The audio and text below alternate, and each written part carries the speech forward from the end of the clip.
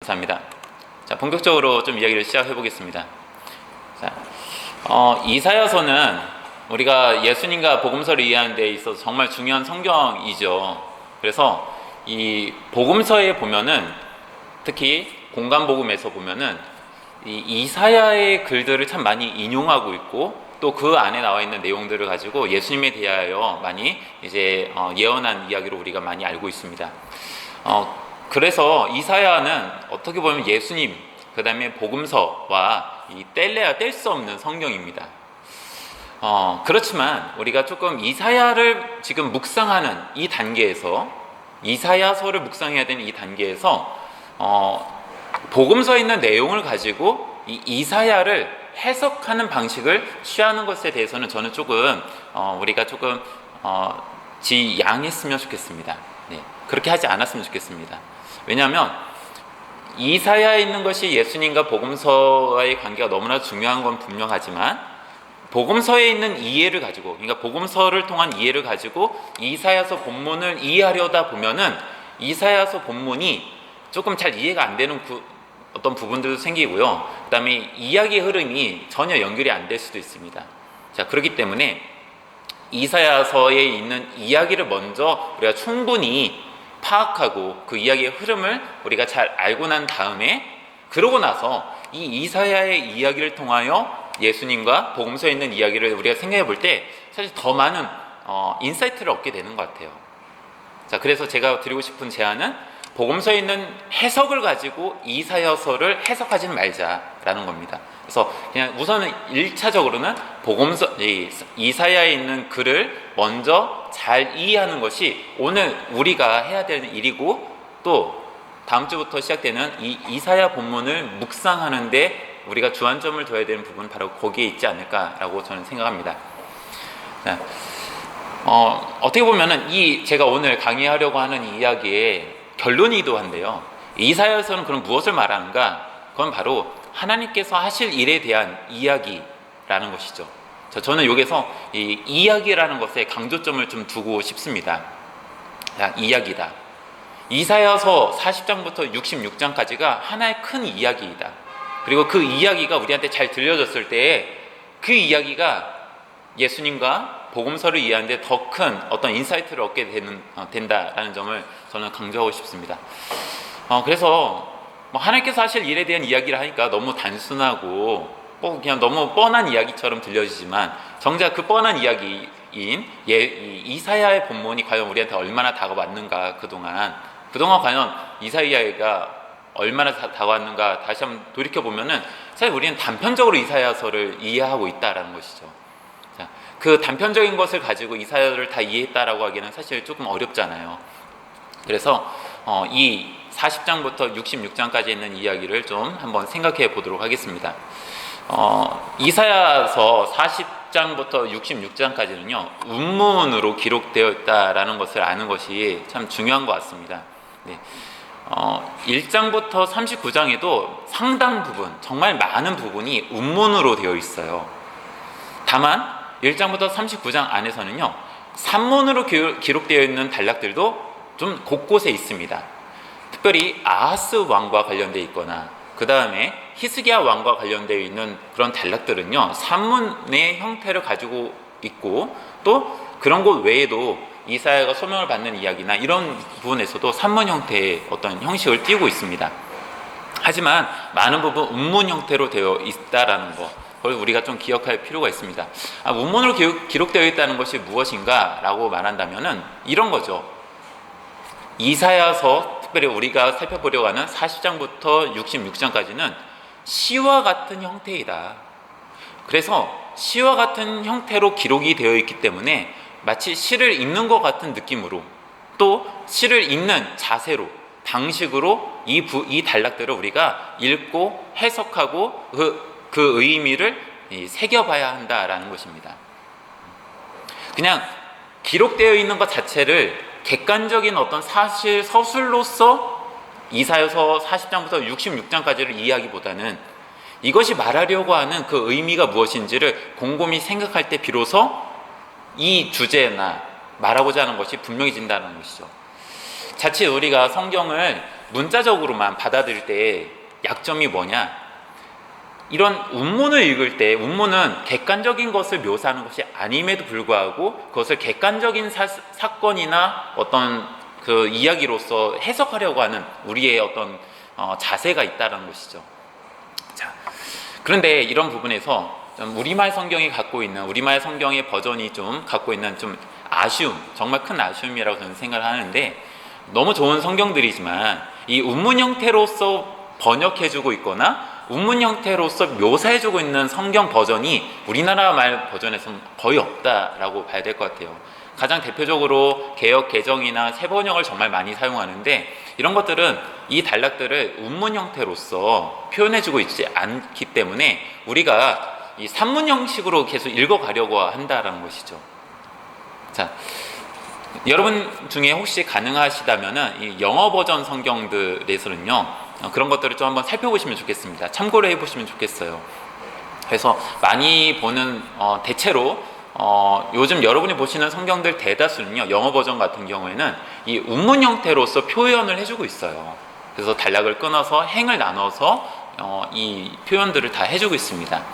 그리고 그런 표현이 별거 아닌 것 같지만 사실 이것을 이 단락들을 해석하는 데서는 정말 중요한 기준점이 되는 것입니다. 자, 이 운문에 대한 이야기는 제가 오늘 이 짧은 2시간 정도 요 시간을 가지고 운문에 대한 이야기 다 할 수는 없을 것 같아요. 다만 저는 이런 운문의 방식으로, 그래서 그 운문을 읽는 어떤 해석적인 방법으로 이사야서 40장부터 66장까지를 좀 읽으면서 제가 이해한 것을 제가 여러분한테 나눠드린 그 강의안 말고 다른 자료 있죠? 네, 거기에다가 이제 그 히브리 성경이 보여주고 있는 운문의 어떤 끊어읽기 방식을 옆에 맨 왼쪽에다가 기록을 해놨고, 그 다음에 개역 개정 성경을 기준으로 그 히브리어 문장의 의미가 어떻게 되는지를 그 가운데 개역 개정에서 번역한 것을 제가 좀 이렇게 다시 좀 정리를 했고요. 그리고 나서 맨 오른쪽에다가는 그 단락별, 그 단락에서 이야기하는 이야기의 내용이 무엇인가를 제가 좀 정리를 해놨습니다. 자, 그래서 여러분들이 이제 이사야서 40장부터 66장까지를 묵상하실 때에 이런 어떤 틀을 가지고 좀 읽어보시라고 제가 좀 정리를 해서 나눠드렸으니까요, 좀 한번 잘 사용해 보셨으면 좋겠습니다. 그러나 지금 이 강의를 통해서 그것을 전체를 다 설명하는 것은 좀 어렵습니다. 예, 그 점은 좀 양해를 부탁드리고요. 이런 건 제가 다른 강의나 이런 걸 통해서 좀 종종 이야기를 말씀을 드리긴 하는데, 어떻게 보면 저도 뭐 완벽하게 뭐 이 히브리 시를 읽는 방식을 다 아는 건 아니지만요, 몇 가지만 우리가 좀 생각해 봐도 이 히브리 시의 어떤 운문의 형태와 또 그것의 해석적인 접근만 조금만 알아도요, 많은 부분이 그냥 좀 술술 읽히는 부분들이 좀 생겨납니다. 네. 근데 그 지점까지는 사실 조금 이렇게 좀 배우려고 하는 자세가 좀 필요한 것 같습니다. 네. 어쨌든 이 운문으로 기록되어 있다. 그래서 운문의 읽기 방식으로서 이 단락들을 이해할 때 비로소 이야기의 메시지가 더 분명하게 드러난다라는 것입니다. 자, 네, 오늘 이 시간부터 이제 그래서 과연 그러면 이야기는 어떻게 전개되는가에 대한 것을 조금 더 많이 할애를 해서 좀 전하도록 하겠습니다. 제가 작년에 이사야서 1장부터 39장까지에 대한 강의를 할 때는요, 시대적인 배경에 대해서 제가 설명을 좀 많이 드렸어요. 그리고 그 1장부터 39장 안에 있는 그 속에 녹아있는 그 시대의 어떤 사건들에 대한 것들을 많이 좀 설명을 드렸었습니다. 왜냐하면 아까 말한 것처럼 1장부터 39장 안에는 산문으로 기록되어 있는 단락들이 있고 또 시대적인 것을 많이 암시하는 내용들이 상당히 많이 포함되어 있습니다. 하지만 40장부터 66장까지는 대략 의미적으로 시대적인 어떤 배경을 이해할 수 있는 어느 정도의 이야기는 분명 있기는 하지만은 직접적으로 거론되는 것은 그렇게 많지 않아요.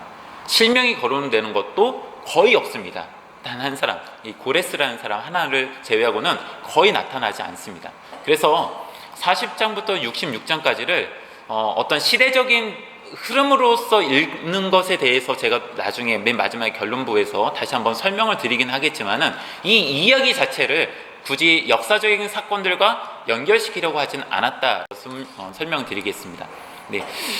자, 그러면 저는 이 단락을 읽을 때 하나의 이야기로서, 하나의 큰 이야기로서 마치 대서사시와 같이 읽는 것이 제일 좋고 또 이야기 속에 풍덩이 이렇게 빠질 수 있는 것 같아요. 자, 우리가 40장부터 한 장 한 장을 좀 설명드리겠습니다. 40장은요, 그 40장 1절은 이렇게 시작하죠. 너희는 위로하라, 내 백성을 위로하라. 위로하라라는 어떤 메시지가 반복이 되어 있습니다. 히브리어 단어로 반복이 되면서 강조하고 있어요. 위로해라, 위로해라. 뭔가 위로의 위로해야 될 대상에게 뭔가 메시지를 전하라라는 의미로 받아들일 수 있겠죠. 왜 그런가 봤더니 이스라엘의 죄악이 사함을 받았다라는 거예요. 이스라엘의 죄악은 무엇이냐? 그것은 이사야서 1장부터 39장까지 나와 있는 이야기입니다. 1장부터 39장에서 하나님께 범죄하여 그들이 하나님을 떠났기 때문에 그들이 받아야 했던 심판, 그것이 이제 사함을 받았다라는 거예요. 그 심판의 내용을 봤더니 실제로 일어난 사건의 내용은 나라가 무너지고 나라가 없어지고 다른 나라에 이제 이 포로로 끌려가는 것이었죠. 이 남유다 같은 경우에는 바벨론이라고 하는 나라에 포로로 끌려간 것입니다. 자, 그 포로 생활에 있던 이들에게 지금 위로하라, 위로하라, 내 백성을 위로하라는 메시지가 전해집니다. 그 얘기는 뭐냐? 이 바벨론에서의 포로 생활이 끝날 것이다 라는 것을 지금 이 40장 초반부에서는 지금 이야기하고 있는 것입니다. 40장을 시작하면서 한 가지 여러분한테 질문을 하나 던지고 싶습니다. 자, 한번 이 자리에서 여러분 한번 제 질문에 스스로 대답을 한번 해보시면 좋겠습니다. 위로하라 라고 할 때 그 위로라는 말을 들을 때 여러분 어떤 느낌이 들으십니까? 위로가 전해주는 메시지, 과연 위로는 어떤 것일까? 어떤 것이 위로일까? 만약 여러분이 바벨론 포로 생활에 놓여있는 사람들한테 하나님께서 네가 가서 그 바벨론 포로 생활에 있는 사람들한테 가서 위로를 전해라 라고 여러분에게 하나님이 말씀하신다면은 여러분은 과연 그 바벨론 포로 생활하고 있는 사람들한테 가서 어떻게 위로를 전하시겠습니까? 어떻게 그들을 위로하시겠습니까? 한번 생각해 보시죠. 네. 아마 대체로 위로라고 하는 단어, 그리고 그 위로라고 하는 어떤 의미, 우리가 보편적으로 생각하고 있는 위로라고 했을 때 그동안 바벨론 포로 생활을 수십 년 동안 해왔던 사람들한테 가서 수고했어, 이제는 너희 고생 다 끝났으니까 이제 하나님께서 새로운 역사를 하실 거야, 걱정하지 말고 그 하나님을 기대해 라고 하는 이야기로 아마 들려지고 또 아마 그렇게 생각하지 않을까 싶습니다. 누군가 상대방의 그 감정적인 부분을 좀 더 어루만져 지어서 좀 메말라 있던 마음을 좀 풀어주고 또 그의 마음의 상한 마음을 좀 더 활기를 넘치게 하는 것, 아마 우리가 생각하는 위로의 범주 아닐까 싶습니다. 그러면 이사야서 40장부터 66장까지 나와 있는 이 메시지는, 위로하라고 하는 이 메시지는 그런 의미에서 전해지는 것일까? 우리가 한번 곰곰이 생각해 봐야 할 지점인 것 같습니다. 분명 이 이사야서 전체를 놓고 볼 때 1장부터 66장까지 놓고 볼 때요, 1장부터 39장까지가 하나의 큰 주제로 하나의 이야기이고요, 40장부터 66장까지는 또 다른 주제인 건 분명해 보입니다. 그런데 그 이야기의 첫 시작이 위로하라는 이야기예요.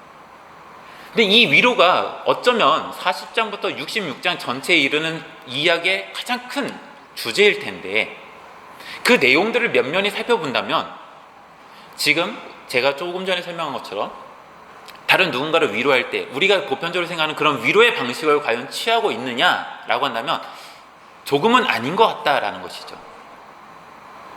그러면 하나님께서 전하라고 하는 위로는 무엇이고 어떻게 그 위로가 이스라엘 백성들한테 전해질까? 그리고 그 위로는 어떤 이야기로 그 내용을 차지하고 있을까? 우리가 좀 한번 생각해 봐야 할 지점인 것 같습니다. 자, 이 질문을 꼭 여러분 이사야서를 시작하면서 좀 가지고 계셨으면 좋겠습니다. 자, 40장의 이야기는 사실 이 단락 뒤에 더 다른 다양한 이야기들이 있어요. 다만 이 강의가 좀 제한된 시간 안에 있다 보니까 그것을 자세히 설명을 해드리지 못하고요. 제가 나눠드린 자료 그걸 좀 보시면은 그 뒤에 나와 있는 단락별의 이야기들이 좀 많이 여러 가지 이야기가 있다는 것을 여러분 아실 겁니다. 자, 41장으로 넘겨보겠습니다. 41장에 가면요, 어떤 일련의 무리들이 나와서 하나님한테 소송을 하는 것처럼 하나님 그들한테 와서 우리 한번 얘기해보자, 변론해보자 라는 이야기를 이렇게 전하고 있습니다. 자, 이 장면을 하나의 재판의 자리라고 한번 이미지를 여러분 상상하시면서 읽어보시면 좋을 것 같습니다. 그런데 이 하나님 앞에 나와가지고 뭔가를 따지려고 하는, 재판을 하려고 하는, 소송을 하려고 하는, 변론을 하려고 하는 사람들이요, 누구냐라고 한다면 바로 이스라엘을 붙잡고 있는 사람들이라는 거예요. 그들은 우리가 볼 때 역사적인 맥락에서 본다면 바벨론 사람들일 것입니다. 그러나 여기서 뭐 바벨론이라고 표현하고 있지는 않지만 아마 그 사람들일 것 같아요. 근데 그 사람들이 자신들의 우상을 가지고 나와가지고 하나님의 변론을 하는 거예요. 그 변론의 내용은, 재판의 내용은 이스라엘을 회복시키겠다라고 하는 하나님의 앞선 40장에 있는 그 선포를 거부하는 겁니다. 절대 그럴 수 없습니다 라는 이야기예요. 자, 왜 이 사람들이 왜 그것을 거부할까요? 아까 바벨론 포로 생활 가운데 있는 사람들한테 하나님 위로의 메시지를 전하라고 했잖아요. 만약 우리가 바벨론 포로 생활하고 있는 사람들이라고 한다면 가장 큰 위로의 메시지는 무엇일까요? 아마 이 포로 생활이 끝났고 다시 고향으로 돌아가는 것일 것 같아요. 이스라엘을 지금 포로로 잡고 있는 사람들의 입장에서는 포로가 고향으로 돌아간다는 것이 지금 불가한 일이다라는 거예요. 그렇게 할 수 없다라는 이야기를 지금 41장에서 전하고 있는 것이죠. 이때 하나님께서는 이스라엘을 사로잡은 사람들과 재판을 하면서 따져보십니다. 논쟁을 하십니다. 자, 여러분, 이게 하나의 아까 말한 운문, 즉 시와 같은 형태이고 상당히 비유, 그 다음에 어떤 상징을 통해서 설명하고 있는 것이라는 걸 여러분 기억하시면 좋겠습니다. 실제로 하나님이 그 바벨론 사람들과 이렇게 이야기하시지 않았죠. 하지만 이사야의 이야기는 그런 여러 가지 과정을 통해서 뭔가를 말하려고 하는 거예요. 자, 하나님께서 그 사로잡은 사람들과 이야기를 하십니다. 너희가 이스라엘 백성들을 포로로 잡고 있는데 이게 너희가 그 포로로 잡은 것이 과연 누구의 힘에 의해서 이 사람들을 포로 잡은 것이냐라는 질문을 던지십니다. 그들은 생각하죠. 자신들의 우상, 자신들이 섬기는 신의 힘으로 이스라엘 백성들을 자신들이 포로로 잡았다라고 생각합니다. 그러나 하나님께서는 그것에 대해서 아니다라고 말씀하세요. 그게 아니라 이 이스라엘 백성들이 하나님 앞에서 죄를 범했기 때문에 그 심판으로서 포로가 된 것이지 결코 이 바벨론의 신이 우월해가지고 이스라엘 백성들이 포로로 끌려온 것이 아니다라는 것을 말하는 것입니다. 자, 이런 이야기가 41장에 가장 주된 핵심이 되는 이야기인 것 같습니다. 자, 여러분, 여기서 또 한 가지 우리가 살펴봐야 할 부분이 있습니다. 이사야서를 읽을 때에 하나님에 대한 이야기가 있어요. 하나님에 대한 이야기 중에요, 어떤 하나님에 대해서 묘사를 많이 하냐면요, 창조주 되시는 하나님, 세상을 창조하시는 하나님에 대한 묘사를 이사야서 곳곳에서 하고 있습니다. 자, 왜 이사야서는 세상을 창조하신 하나님에 대한 이야기를 이렇게 자주 언급할까요? 왜 그럴까요? 더 많은 이야기들이 있을 것 같은데, 정말로 하나님의 이야기가 더 많이 있을 것 같은데도 불구하고 이사야서 안에서는 하나님에 대한 묘사를 할 때 세상을 창조하신 분이라는 이야기를 정말 많이 합니다. 왜일까요? 저는 이렇게 생각해 봅니다. 조금 전에 이스라엘 백성들을 포로로 잡은 사람들이 지금 생각하고 있는 것은요, 이런 거예요. 우리가 이스라엘 백성들을 포로로 잡을 수 있었던 것은 우리가 믿는 신의 힘이 더 강했기 때문이다 라는 것이죠. 그런데 이 바벨론이라고 한다면 바벨론의 신들이 있죠. 자, 이 바벨론 고대 근동에 그 신화들이 있습니다. 그런 신화들을 보면요, 이 신들은 어떤 존재인가? 바로 어떤 하나의 신을 죽여가지고 그 신의 시체를 통해서 세상을 만드는 이야기가 고대 근동 안에 있어요. 고대 근동에 그 바벨론 신화에도 있고 메소포타미아 신화에 곳곳에 등장합니다. 자, 그런 곳에서 보면은 세상은 신의 일부를 가져다가 만들었기 때문에 세상에 있는 모든 것들이 신적인 요소가 있다라는 거예요. 그래서 어느 정도 범신론적인 이야기를 많이 담아내고 있습니다.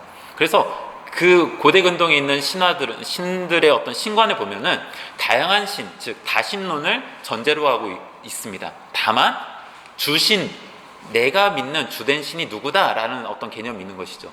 바벨론 같은 경우에는 이제 마르둑이라고 하는 신을 주신으로서 섬기는 그런 민족이고 나라였습니다.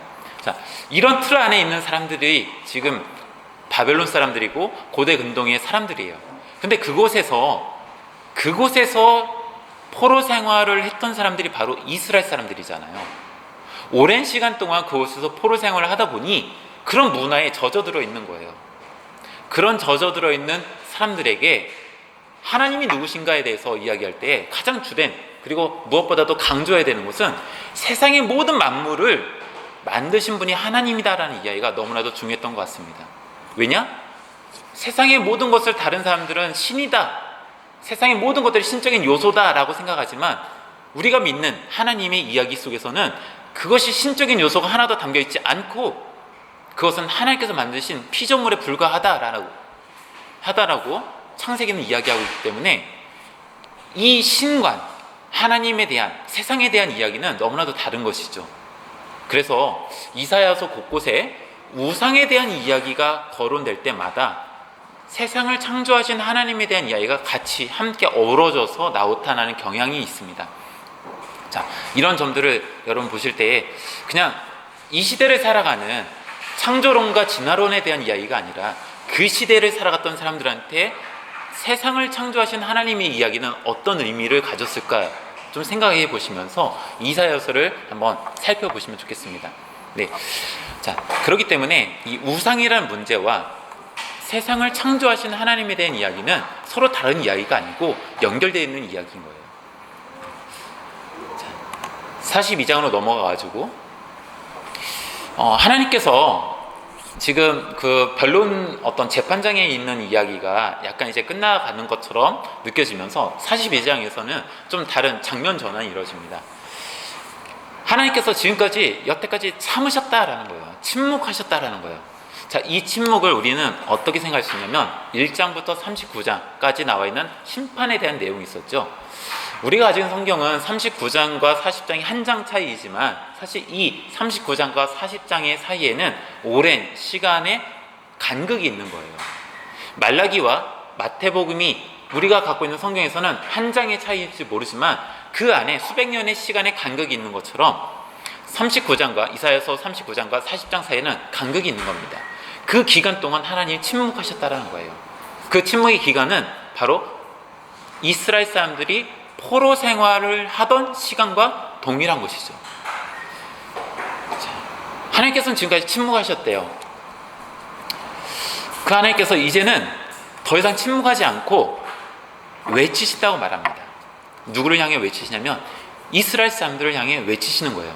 근데 이 이스라엘 사람들은 어떤 사람들인가 봤더니 듣지도 못하고 보지도 못하는 사람들입니다. 자, 듣지도 못하고 보지도 못하는 사람. 현대적인 표현으로 말하면 귀머거리와 아마 이 장님이라고, 시각장애인이라고 말해야 되겠죠. 네, 시각장애인일 겁니다. 자, 장애인에 대한 이야기처럼 보여지지만 사실 이 듣지도 못하고 보지도 못한다라는 것은 이제 후반부에 가서 다시 한번 언급이 될 텐데, 이스라엘 백성들이 보지도 못하고 듣지도 못했다는 것은 하나님의 메시지를 듣지도 못하고 보지도 못했다는 것이죠. 자, 이런 어떤 비유와 상징의 의미를 여러분들이 좀 한번 생각해 보시면 좋겠습니다. 이런 것들이 이제 나중에 복음서에서 예수님이 누구에게 복음을 전하는가 된다라는 것과 같이 사실 또 연결이 되죠. 네. 자, 다시 이사야 이야기로 돌아와가지고 이스라엘 백성들을 위해서 그동안 듣지도 못했고 보지도 못했던 사람들이잖아요. 근데 이제 하나님이 외치신대요. 그러니까 완전히 듣지 못하는 건지 아니면 잘 듣지 못하는 건지 모르겠는데 하나님 이제 외치시는 거예요. 들리게끔 볼 수 있게끔 외치시는 거죠. 자, 그런데 하나님께서 하시는 방식은 좀 독특합니다. 하나님이 직접 우레와 같은 소리로 뭔가를 말씀하시면 사람들이 들을 수 있을 것 같은데 하나님 그런 방식을 사용하지 않고 다른 방식을 사용하십니다. 어떤 방식이냐면 바로 한 사람을 세우는 이야기예요. 이사야서에서는 이 하나님께서 사용하시는 어떤 존재를 가리켜서 종이라고 하는 어떤 묘사를 통해서 전하고 있습니다. 우리는 그 종을 하나님의 종, 주님의 종, 여러 가지 표현으로 말할 수 있습니다. 그래서 이사야서 40장부터 66장 안에는 특별히 이 종에 대한 이야기가 많이 나옵니다. 특별히 40장부터 55장 사이에 주로 포함이 되어 있고 그 종에 대한 이야기들을 가리키는 신학적인 용어는 종의 노래라고 하는 표현을 사용합니다. 그래서 총 4군데에 걸쳐서 이 종과 관련된 이야기들이 포진되어 있음을 말할 수 있습니다. 네. 자, 이제 그런 거는 제가 구체적으로 설명하지는 않고 제가 여러분한테 강의 안에 포함시킨 것 중에 보면은 그 이사야서 구조가 있습니다. 그 구조에 보면은 40장부터 55장에 보면은 제가 종의 노래가 나와 있는 단락들을 표시를 해놨으니까 그거를 참고해 보시면 좋겠습니다. 자, 하나님께서는 이제 듣지도 못하고 보지도 못했던 이스라엘을 향하여 뭔가를 외치실 거예요. 근데 이 외침이 그냥 음성으로서 외치시는 것이 아니라 어떤 한 사람을 통해서 그 하나님의 메시지를 전한다라는 것. 그리고 그 사람을 가리켜서 종이라고 하셔서 우리는 하나님의 종 혹은 주님의 종이라고 표현을 한다라는 것이죠. 근데 이 단락에서 보면은 주님의 종이 무엇을 보여주는가, 뭔가 이렇게 액션이 있어야 될 거 아니에요. 퍼포먼스가 있어야 될 거 같은데 어떤 것을 하는가 봤더니 정의를 행한다라는 거예요. 정의. 우리가 생각할 때 정의는 세상에서 공정함이라 생각할 수 있고 어떤 불의를 없애는 것, 불의를 올바로 바로 잡는 것이라고 생각할 수 있겠지요. 아직까지는 이 정의가 무엇인지 구체적으로 우리는 모르겠으나 이 정의를 행한다라고 말합니다. 이 정의에 대한 이야기는 후반부로 가면 더 명확하게 등장할 것 같습니다. 자, 그렇게 정의를 행함으로써 하나님의 뜻을 알린다라고 말합니다. 어떻게 알리는지 우리는 알 수 없어요. 그러나 하나님께서 지금 듣지도 못하고 보지도 못했던 이스라엘에게 뭔가를 행하심으로 인하여 그들이 알 수 있게 하신다는 것이죠. 근데 그것은 하나님의 종이라는 사람을 통해서 뭔가 행하신다는 것입니다. 자, 43장으로 넘어가서 하나님께서는 이스라엘을 이제 불러 모으시는 이야기예요. 자, 여러분 여기에서 상징적인 어떤 표현들을 여러분들이 보시면 좋은데요. 어떤 표현이 있냐면 하나님께서요 동서남북과 같은 그 뭐라고 해야죠? 이 방위라고 할 수 있는 동서남북이라는 곳을 향하여 직접 외치시는 장면이에요. 그러니까 그곳에서 사람들을 모으시는 이야기예요. 그러니까 동서남북이라서 진짜 뭐 이런 어떤 동쪽, 서쪽, 남쪽, 북쪽 뭐 다 그런 것을 직접 말하기보다 모든 곳에서 하나님께서 사람들을 모으신다라는 거겠죠. 근데 그곳에서 모으시는 사람들이 누구냐? 바로 이스라엘 백성들이에요. 이스라엘 백성들. 하나님께서 그 사방에 퍼져 있는 사람들을 모으신다는 거죠. 그리고 나서 이 이스라엘 백성을 모아서 어떻게 인도하시는가 봤더니 과거에 아주 오래된 이야기죠. 모세가 이집트에서 포로 생활을 하던, 노예 생활을 하던 이스라엘 백성들을 출애굽하던 그때와 같이 애굽에서 탈출하기 위하여 가로막혀 있던 홍해에 새로운 길을 여셔서 이스라엘 백성들을 인도하셨던 것처럼 지금 바벨론 포로 생활을 하고 있는 이 이스라엘 백성들을 사방에서 모으셔가지고 그들을 인도하실 건데 과거처럼 어떤 길을 만드셔서 그들을 인도하실 거라는 메시지를 전합니다. 과연 이것이 어떻게 가능한지 우리는 정확하게 알 수 없어요. 하지만 이런 이야기가 이사야서 곳곳에 등장합니다. 사실은 40장 초반에도 이 이야기는 포함이 되어 있었어요. 하지만 43장에서 좀 더 구체적으로 이것을 진전시키고 있고 그 임시를 강화시키고 있는 것이죠. 자, 그러면 하나님께서 그렇게 인도하실 거라고 한다면, 그리고 과거에 모세를 통해서 이스라엘 백성들을 인도하셨던 하나님에 대한 이야기를 알고 있다라고 한다면 이스라엘 백성들은 걱정하지 말아야 될 것 같아요. 하나님이 우리를 인도하시니까 우리 걱정하지 말고 따라가자 라고 하면 될 것 같습니다. 그런데 현실 속에 있는 이스라엘 백성들에게는 꼭 그렇지만은 않은 것 같아요. 44장에 보면요, 이스라엘 백성들이 매우 두려워하고 있다라는 것을 짐작해 볼 수 있는 단락들이 나타납니다. 왜 그런가 봤더니 44장에서 말하는 이스라엘 백성들이 하나님께서 이제 너희를 구원하실 거야, 이제 그 바벨론 포로 생활에서 이끌어내실 거야 라고 하고 계시는데도 불구하고, 그것을 이끌어 가신다는 것을 들었음에도 불구하고 두려워하는 거예요. 왜 두려워하냐? 바로 바벨론의 힘이 커 보이기 때문에 그렇습니다. 바벨론의 힘이 크다라는 것은 다르게 말하면 바벨론의 신들이 더 크다라고 생각하는 거예요. 하나님이 바벨론의 신들보다 작다라고 생각하는 거예요. 힘이 없다라고 생각하는 겁니다. 자, 이곳에서도 하나님은 말씀하세요. 반복해서 말씀하시는 거죠. 바벨론이 의지하고 있는 그 우상들, 그 신들, 그거는 허망한 거야. 아무것도 아닌 거야. 여기서도 아까 제가 설명드렸던 창조하시는 하나님에 대한 이야기가 등장합니다. 하나님은 창조하시는 분이다라는 거예요.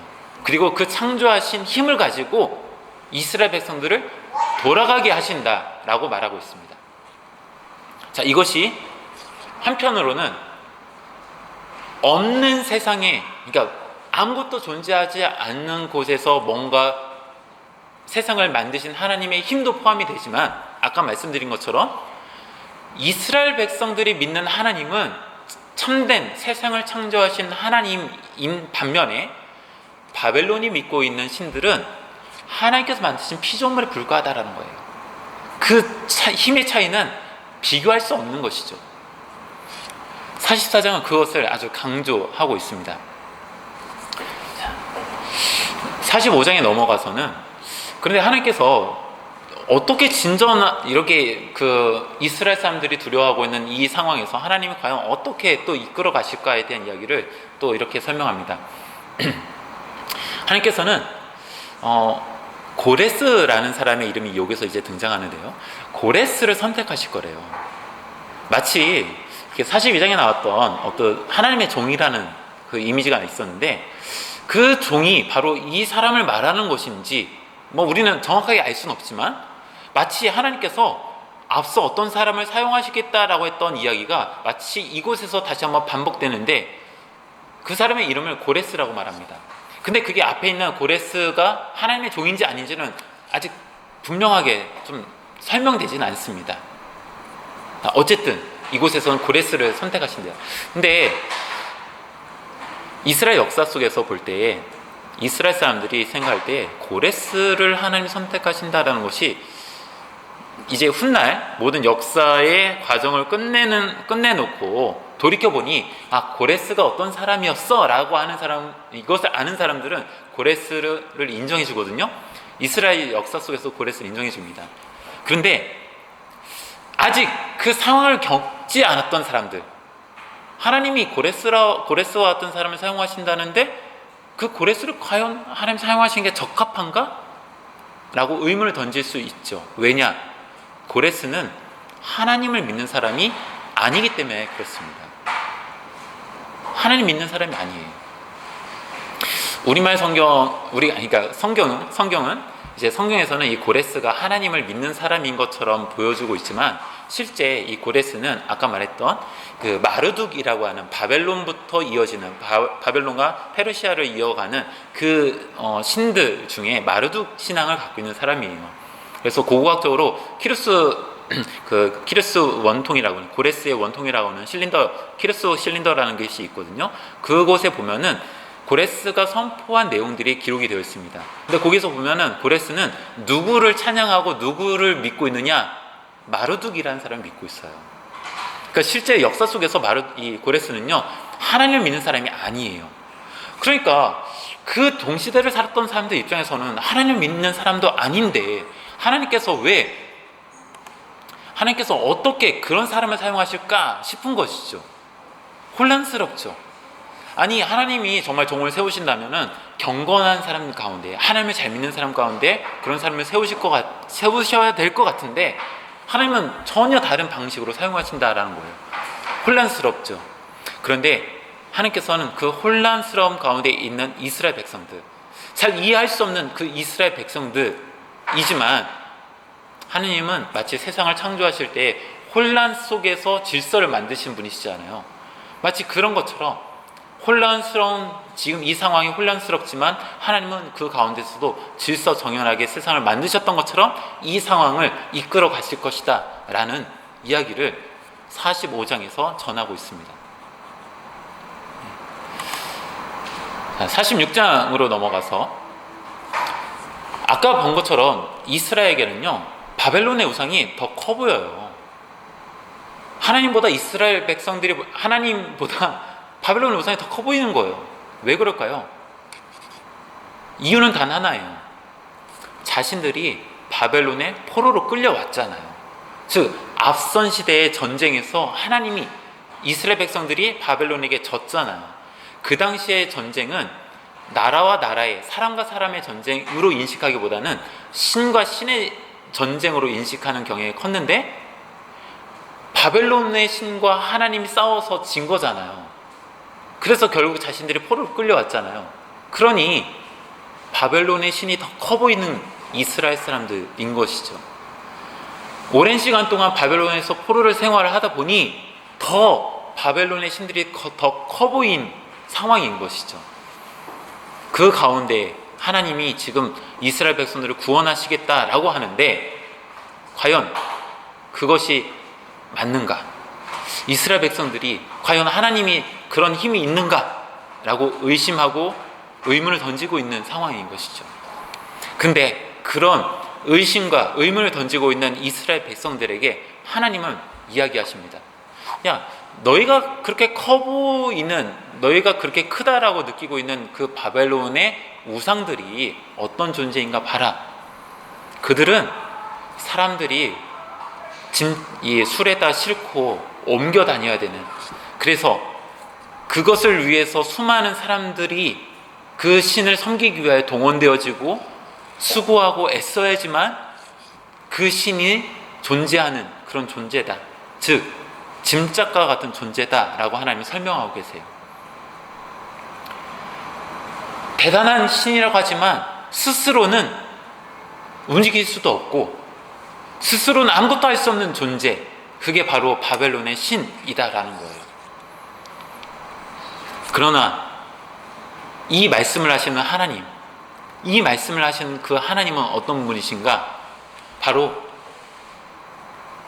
어떤 신도 자신을 섬기는 그 백성들을 위로해주고 그들을 위해서 품어주는 신은 세상에 아무것도 없는데, 존재하지 않는데, 하나님은 이런 세상 속에서 그 고통당하는 백성들, 하나님을 믿는 사람들을 안아주고 품으시는 존재다라는 거예요. 그렇기 때문에 세상에 수많은 신들이 있다라고 하지만 수많은 신들과 하나님은 비교할 수 없는 존재인 것이죠. 그들은 신을 섬기고 신에게 의무만 강요당하는 존재라고 한다면, 하나님은 하나님을 믿는 사람들을 위로해 주시고 그들의 삶에 깊이 관여하시고 품어주시는 그런 인격적인 하나님이다라는 것을 이 46장에서 말합니다. 자, 47장으로 가볼까요? 47장에서는요, 하나님이 이제는 선언하시듯이 말씀하세요. 이스라엘 백성들이 볼 때에 그 어떤 신보다도 더 위대해 보이던 바벨론의 신들은 이제 사라진다라는 거예요. 그 어떤 나라보다 더 강하게 보였던 이 바벨론이라는 도시는 이제 사라질 것이다 라고 하나님은 말씀하세요. 물론 바벨론은요, 나름대로 저항할 거예요. 자신들이 살아남기 위하여 여러 가지 저항할 거예요. 자, 이 47장에서 묘사되어 있는 걸 보면은 이렇게 표현하기도 합니다. 너희들이 갖고 있는 어떤 주문들을 가지고 한번 견뎌낼 수 있으면, 사라지는 것에 대하여 저항해 볼 수 있으면 저항해봐라. 그러나 아무 소용없을 것이다. 자신들이 믿는 신이 말하는 어떤 힘, 어떤 주문, 주술들을 가지고 몸부림쳐봐라 라고 이야기합니다. 그러나 정말로 참된 힘을 갖고 있는 하나님의 이 메시지는 결코 사라지지 않고 그 힘이 약하지 않다라는 것을 더 분명하게 보여줄 겁니다. 그게 47장에서 이제 바벨론에 대한 하나님의 이야기입니다. 자, 48장으로 넘어가서 하나님께서는 이스라엘에게도 말씀하십니다. 앞선 바벨론이 의지하는 것도 우상이었잖아요. 그런데 앞선 시대에 이 이스라엘이라고 하는 나라, 민족, 이 북이스라엘, 남유다라고 하는 이 두 개의 나라, 다 통틀어서 이스라엘이라고 한다면, 이들도 사실 왜 그들이 멸망했는가, 그들의 왕국이 왜 멸망해야 했는가 라고 한다면, 우리가 열왕기와 같은 어떤 그런 것을 통해서 우리는 알 수 있죠. 그들이 하나님이 아닌 다른 우상을 선택했기 때문이다 라는 것을 우리는 알고 있습니다. 즉, 그들이 나라가 멸망한 것은 그들이 하나님이 아닌 다른 존재를 더 신뢰했기 때문이라는 것이죠. 아니면 하나님도 믿고 다른 신도 믿었다라고 해도 될 것 같아요. 어쨌든 하나님도 믿고 다른 신도 믿었다는 것은 하나님을 믿지 않았다는 것과 동일한 이야기고, 그것을 또 성경은 우상숭배라고 말하기도 합니다. 자, 어쨌든 이스라엘 민족에게도 우상숭배의 문제는 중요한 문제입니다.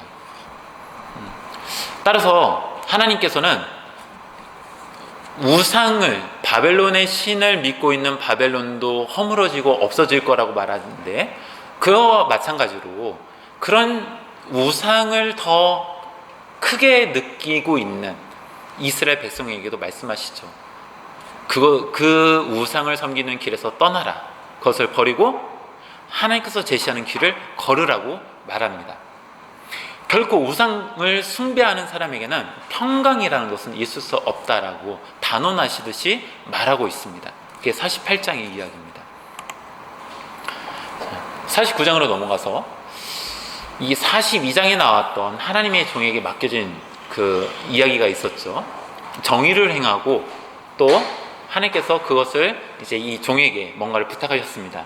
중간에 54장에서 나왔던 고레스가 그 사람일까라고 하는 의구심도 우리는 들 수 있지만, 이 이야기, 이사야서의 이야기 속에서는 이 하나님의 종의 이야기는 그냥 연결만 해보면 42장에 나왔던 이야기가 바로 49장에서 다시 연결되는 것 같아요. 자, 그 종이라고 한다면 그 종에게 요구됐던 것이 정의를 행하는 것이었잖아요. 근데 정의를 행했는데 이 종이 느끼기에는, 이 49장에 와서 느끼기에는 헛수고처럼 느껴지는 거예요. 본인이 수고하여 하나님께서 주신 사명을 감당했음에도 불구하고 그것이 헛수고처럼 느껴지는 그런 약간 뭐랄까요, 좀 자주 섞인 이야기가 이 49장 안에 등장합니다. 왜 종은 자신이 하나님께 받은 사명을 감당했음에도 불구하고 헛수고처럼 느껴지는가 라고 한다면 이거 같아요. 이스라엘이 하나님께서 자신들을 잊었다라고 생각하기 때문에 그렇습니다. 아무리 이야기해도 하나님께서 앞으로 이렇게 행하실 거야 라고 말을 해도, 아니야, 하나님은 우리를 잊었어, 하나님은 우리와 이제 상관없는 분이야 라고 그들이 느끼기 때문에 아무리 정의를 행하고 하나님께서 뭔가를 외쳐도 소용없는 것처럼 그런 느낌을 이 종이 받는 것 같습니다. 이 지점에서 49장은 뒤에서 아주 긴 이야기를 통해서 이야기합니다. 무엇을 이야기하냐면 이스라엘 백성들의 어리석음에 대해서 이야기해요. 왜 그들은 하나님께서 자신의 손바닥에 이스라엘을 새기면서 기억하시는 분이신데 왜 그걸 모를까? 이것도 하나의 비유죠. 하나님이 실제로 손바닥에 있는지 없는지 우리는 알 수 없습니다. 하지만 손바닥에 새긴다는 것은 그만큼 늘 보며 기억하고 있다는 것을 강조해주는 이야기겠죠. 하나님께서는 늘 이스라엘을 잊은 적이 없으신 분인데도 불구하고 왜 이스라엘은 그 하나님께서 우리를 잊었다라고 생각하는가 라고 질문을 던집니다. 그 어리석음에 대하여 질책하는 것이겠죠. 또 한 가지, 이스라엘은 하나님이 바벨론에서 자신들을 구원할 수 있는 힘이 있을까? 라고 질문을 합니다. 그 얘기 뭐냐? 하나님은 그럴 수 없을 것 같아 라는 이야기죠. 왜 그렇습니까? 이미 한 차례 전례가 있잖아요. 이스라엘 백성들이 바벨론에게 져가지고 포로 생활을 끌려왔잖아요. 하나님에 대한 신뢰가 바닥을 치고 있는 것이죠. 그런 이스라엘 백성들한테 이사야는 이야기합니다. 왜 하나님이 힘이 없다고 생각하느냐? 왜 하나님께서 이스라엘을 구원할 수 있는, 너희를 구원할 수 있는 힘이 없다고 생각하느냐? 그 어떤 누구보다 더 큰 힘을 갖고 계신 분이 하나님이라는 사실을 너희는 왜 모르느냐? 라고 질책하고 있는 것이죠. 그 예가 49장의 이야기입니다. 자, 50장에 넘어가서 하나님이 강하신 분이라는 사실을 이스라엘이 의심한 이유가 조금 전에 설명드렸던 것처럼 바벨론에 끌려왔기 때문이었습니다. 하나님께서 자신의 힘이 약해서 이스라엘 백성들이 바벨론의 포로가 되었다라고 하나님 말씀하고 있지 않아요. 하나님의 종을 통해서, 그 다음에 이사야서를 통해서 하나님은 계속 전하고 있는 것이죠. 왜 너희 이스라엘 백성들이 바벨론에 끌려왔는가? 하나님이 바벨론의 신보다 약하기 때문에 끌려온 것이 아니라 이 자체가 너희가 하나님께 죄를 범했기 때문이다 라는 메시지를 다시 한번 강하게 강조합니다. 그것에 대한 심판, 즉 1장부터 39장에 있는 이야기를 통해서 하나님 그것을 결정하셨기 때문에 너희가 바벨론의 포로 생활을 하게 된 것이지 하나님의 힘이 약했기 때문에 포로 생활한 것은 아니다라는 것을 다시 한번 강조하고 설명합니다. 비로소 이런 이야기들을 통해 가지고 이스라엘이 조금씩 깨닫게 됩니다. 조금씩 깨닫게 돼요. 하나님께서 하시는 말씀이 무엇인지를 이제서야 조금씩 알게 됩니다. 그리고 그동안 자신들이 갖고 있었던 오해가 조금씩 풀려나가기 시작합니다. 아마 그 오해는 바벨론의 신보다 하나님이 더 약하다라고 하는, 하나님보다 바벨론의 신이 더 강하다라고 하는 자신들이 갖고 있었던 생각, 그 오해, 이것이 이제 하나님의 말씀을 통해서 조금씩 풀려가는 것 같습니다. 자, 51장에 가서 이제 비로소 이스라엘이 하나님에 대한 잘못된 생각을 조금씩 버리면서 하나님이 새로운 말씀을 하시는 거예요. 자, 40장부터 50장까지 있는 이야기에서 반복되는 이야기들을 여러분 잘 한번 돌이켜보세요. 어떤 이야기가 많이 나왔었는가? 이곳에서는 하나님이 어떤 분이신가, 창조주 하나님이심을 강조하면서 바벨론의 우상의 헛됨을 계속해서 이야기했습니다. 즉 어떤 신이 진짜 힘을 갖고 있는가, 진짜 능력을 누가 갖고 있는가에 대한 이야기가 앞에서 계속해서 반복되면서 그것을 강조했죠.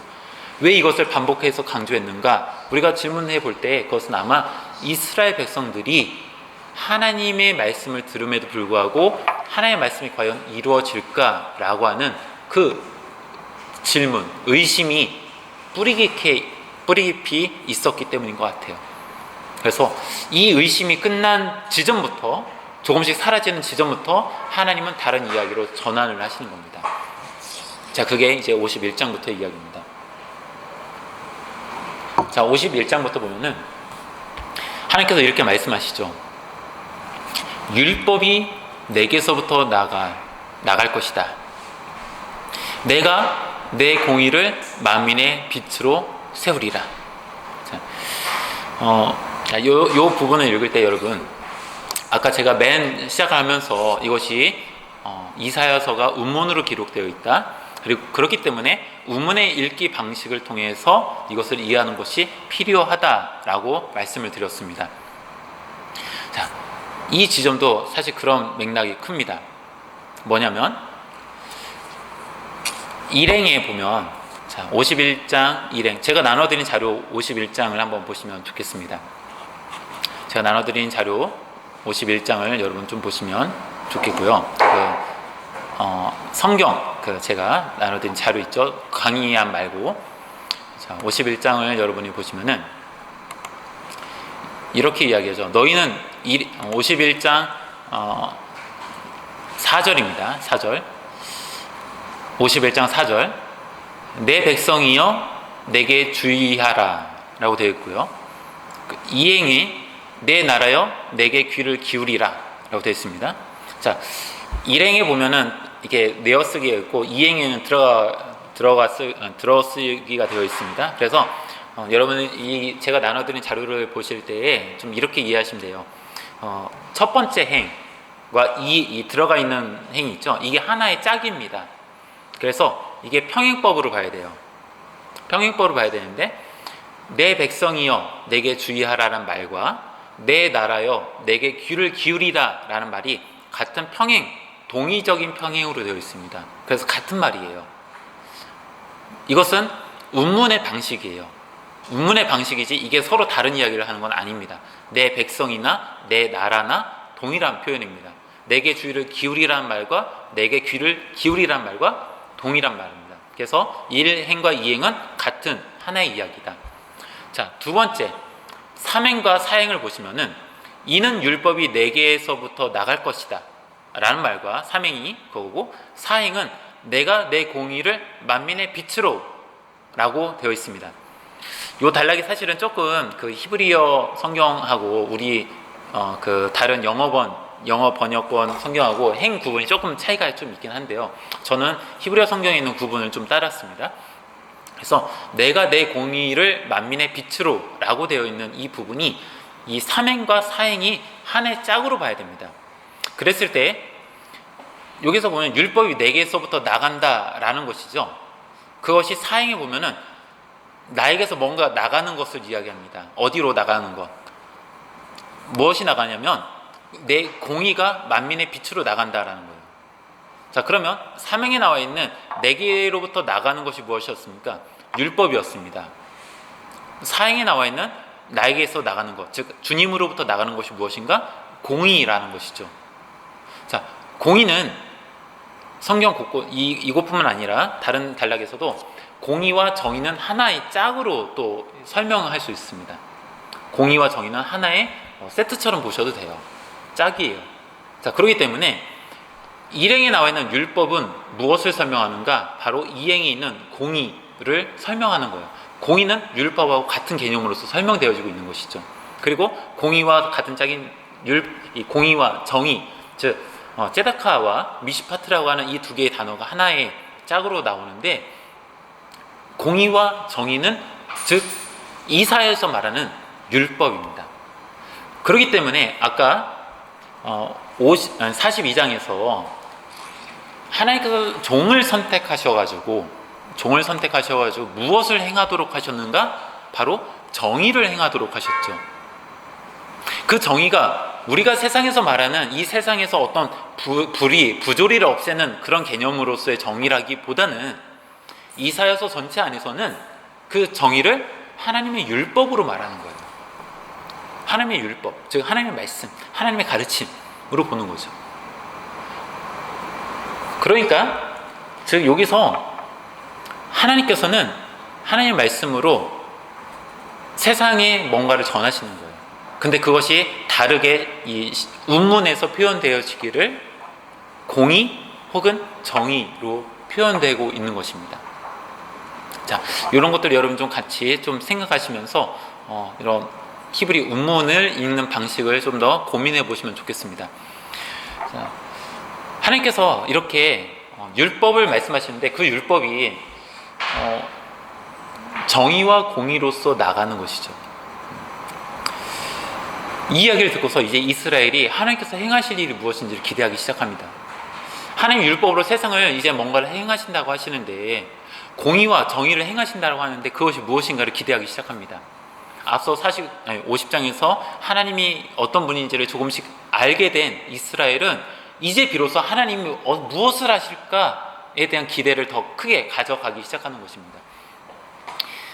하나님께서는 이스라엘 백성에게 이렇게 또 말씀하세요. 진노의 잔을 다 비웠다. 진노의 잔. 이 진노는 1장부터 39장에서 말씀하셨던 심판입니다. 어떻게 보면 여기 나와 있는 이 잔이 있는데, 이 잔에 하나님께서 1장부터 39장에는 이 잔을 가득 채우셨어요. 뭘로? 심판으로, 진노로. 하나님의 진노를 이 잔에 가득 채워서 이스라엘 백성들한테 주신 거예요. 그리고 나서 그 잔을 이스라엘 백성이 다 마시운 거죠. 그래서 40장 1절에서 말했던 것처럼 그 심판이 다 끝났다, 노역의 때가 다 끝났다라는 것입니다. 그리고 나서 이 잔이 이제 다 비었기 때문에, 하나님께서 다 그것에 대한 것을 끝냈기 때문에 하나님께서는 이제 말씀하세요. 깨어나라, 깨어나라, 깨어나라. 근데 제가 여기서는 생략을 좀 했습니다. 제가 이것을 만들 때 이제 시간 배분 때문에 좀 생략을 했는데, 이 51장 바로 이 단락, 하나님께서 이스라엘을 향하여 깨어나라 라고 말씀하기 전에 어떤 내용이 있냐면요, 이스라엘 백성이 하나님에게 하는 이야기가 있어요. 뭐냐면 깨어나소서, 깨어나소서라는 거예요. 앞에 이제 하나님이 어떤 분인지 오해가 풀리고 나서 하나님께서 하실 일을 기대했잖아요. 그리고 나서 이스라엘 백성들이 하나님 이제는 깨어나세요, 깨어나세요, 이제 일어나서 뭔가 좀 해주세요, 해주세요 라는 것을 간청하는 거예요. 그 이야기 다음에 하나님께서 진노의 잔을 비웠으니 이제 너희는 깨어나라, 깨어나라. 동일한 말로 하나님이 이스라엘 백성들한테 말씀하시는 거예요. 깨어나라, 깨어나라. 하나님에 향한 깨어나소서, 깨어나소서라는 말과 이스라엘 향하여 깨어나라, 깨어나라는 말씀이 하나의 울림이 되어서, 서로 울림이 되어서 뭔가 큰 사운드를 일으키는 장면이 바로 51장입니다. 근데 이 소리는요, 그 다음으로 넘어가서 또 더 확장이 됩니다. 하나님께서는 이스라엘 백성들에게만 깨어나라, 깨어나라 라고 말씀하시지 않으시고 예루살렘을 향하여서도 깨어나라, 깨어나라 라고 말씀하세요. 자, 우리는 예루살렘도 이스라엘이라고 하는 사람으로서 이해할 수 있어요. 그걸 틀린 건 아닐 것 같아요.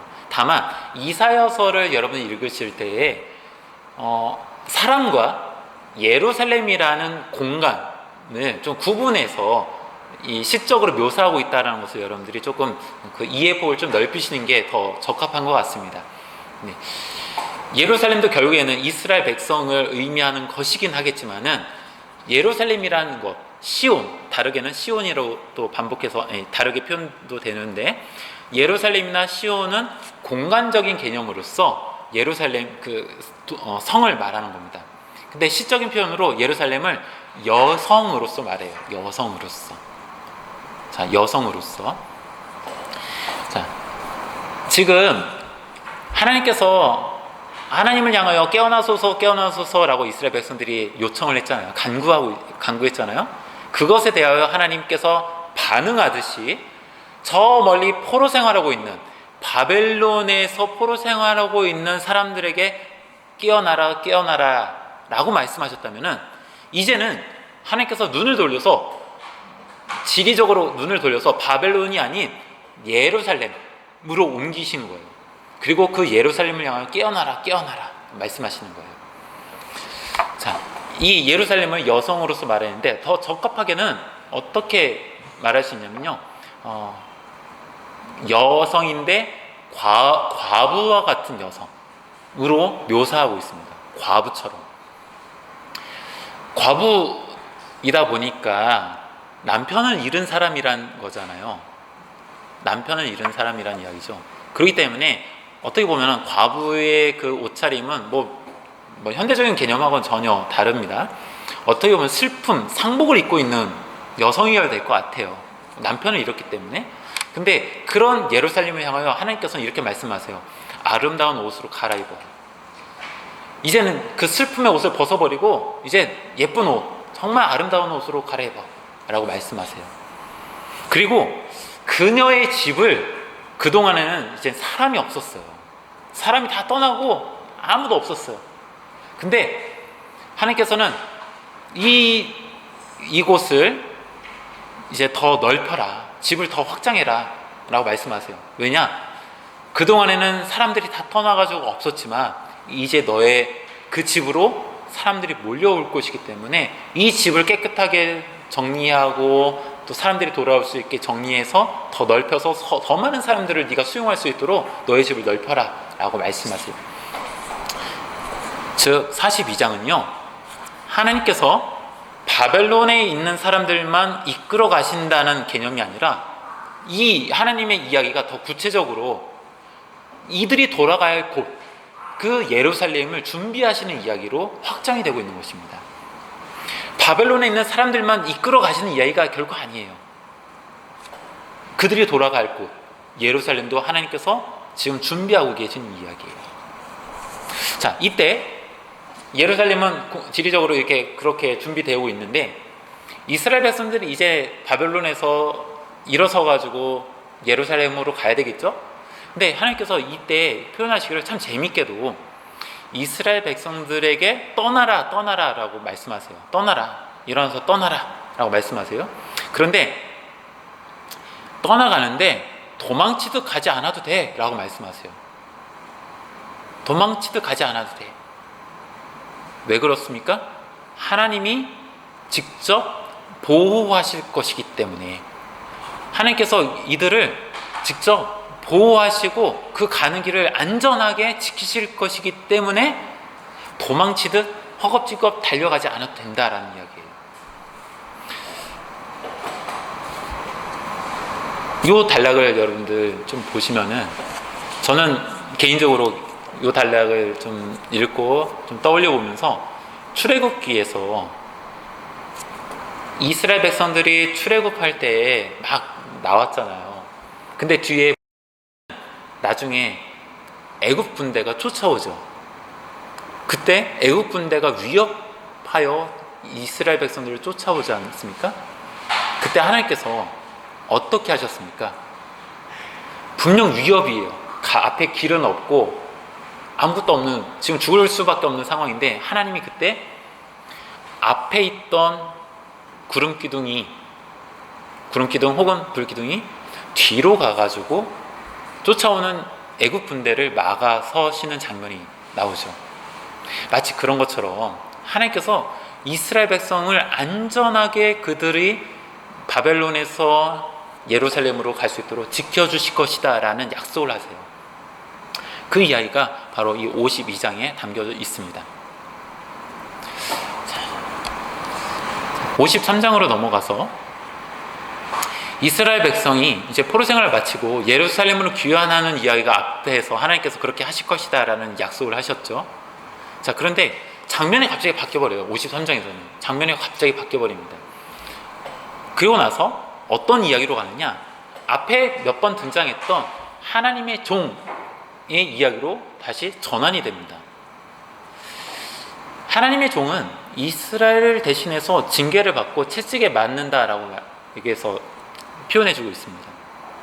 그가 맞음으로, 그가 고난 받음으로 이스라엘이 나음을 받았다라고 말합니다. 자, 여러분들이 이 이사야서가 이야기하고 있는 어떤 흐름, 그 다음에 그 방식을 조금 깊이 생각하시는 게 좋은데요. 분명히 하나님께서 뭔가를 행하신다, 그래서 이스라엘 백성들이 이끌어 가신다라고 했잖아요. 근데 그때 하나님이 외치시는데 듣지 못하고 보지 못했던 사람들을 향해서 외치셨는데 그 방식이 우리가 생각하는 것과는 좀 다르게 하나님의 종이라는 것을 선택하셔서 하나님이 하실 거라고 하셨습니다. 그리고 그 종은 아까 49장에서 그가 정의를 외치고 했는데도 불구하고, 정의를 보여줬음에도 불구하고, 정의를 행했음에도 불구하고 사람들이 하나님을 믿지 않는 것에 대해서, 하나님을 신뢰하지 않는 것에 대해서 되게 헛수고처럼 느껴지는 내용도 있었어요.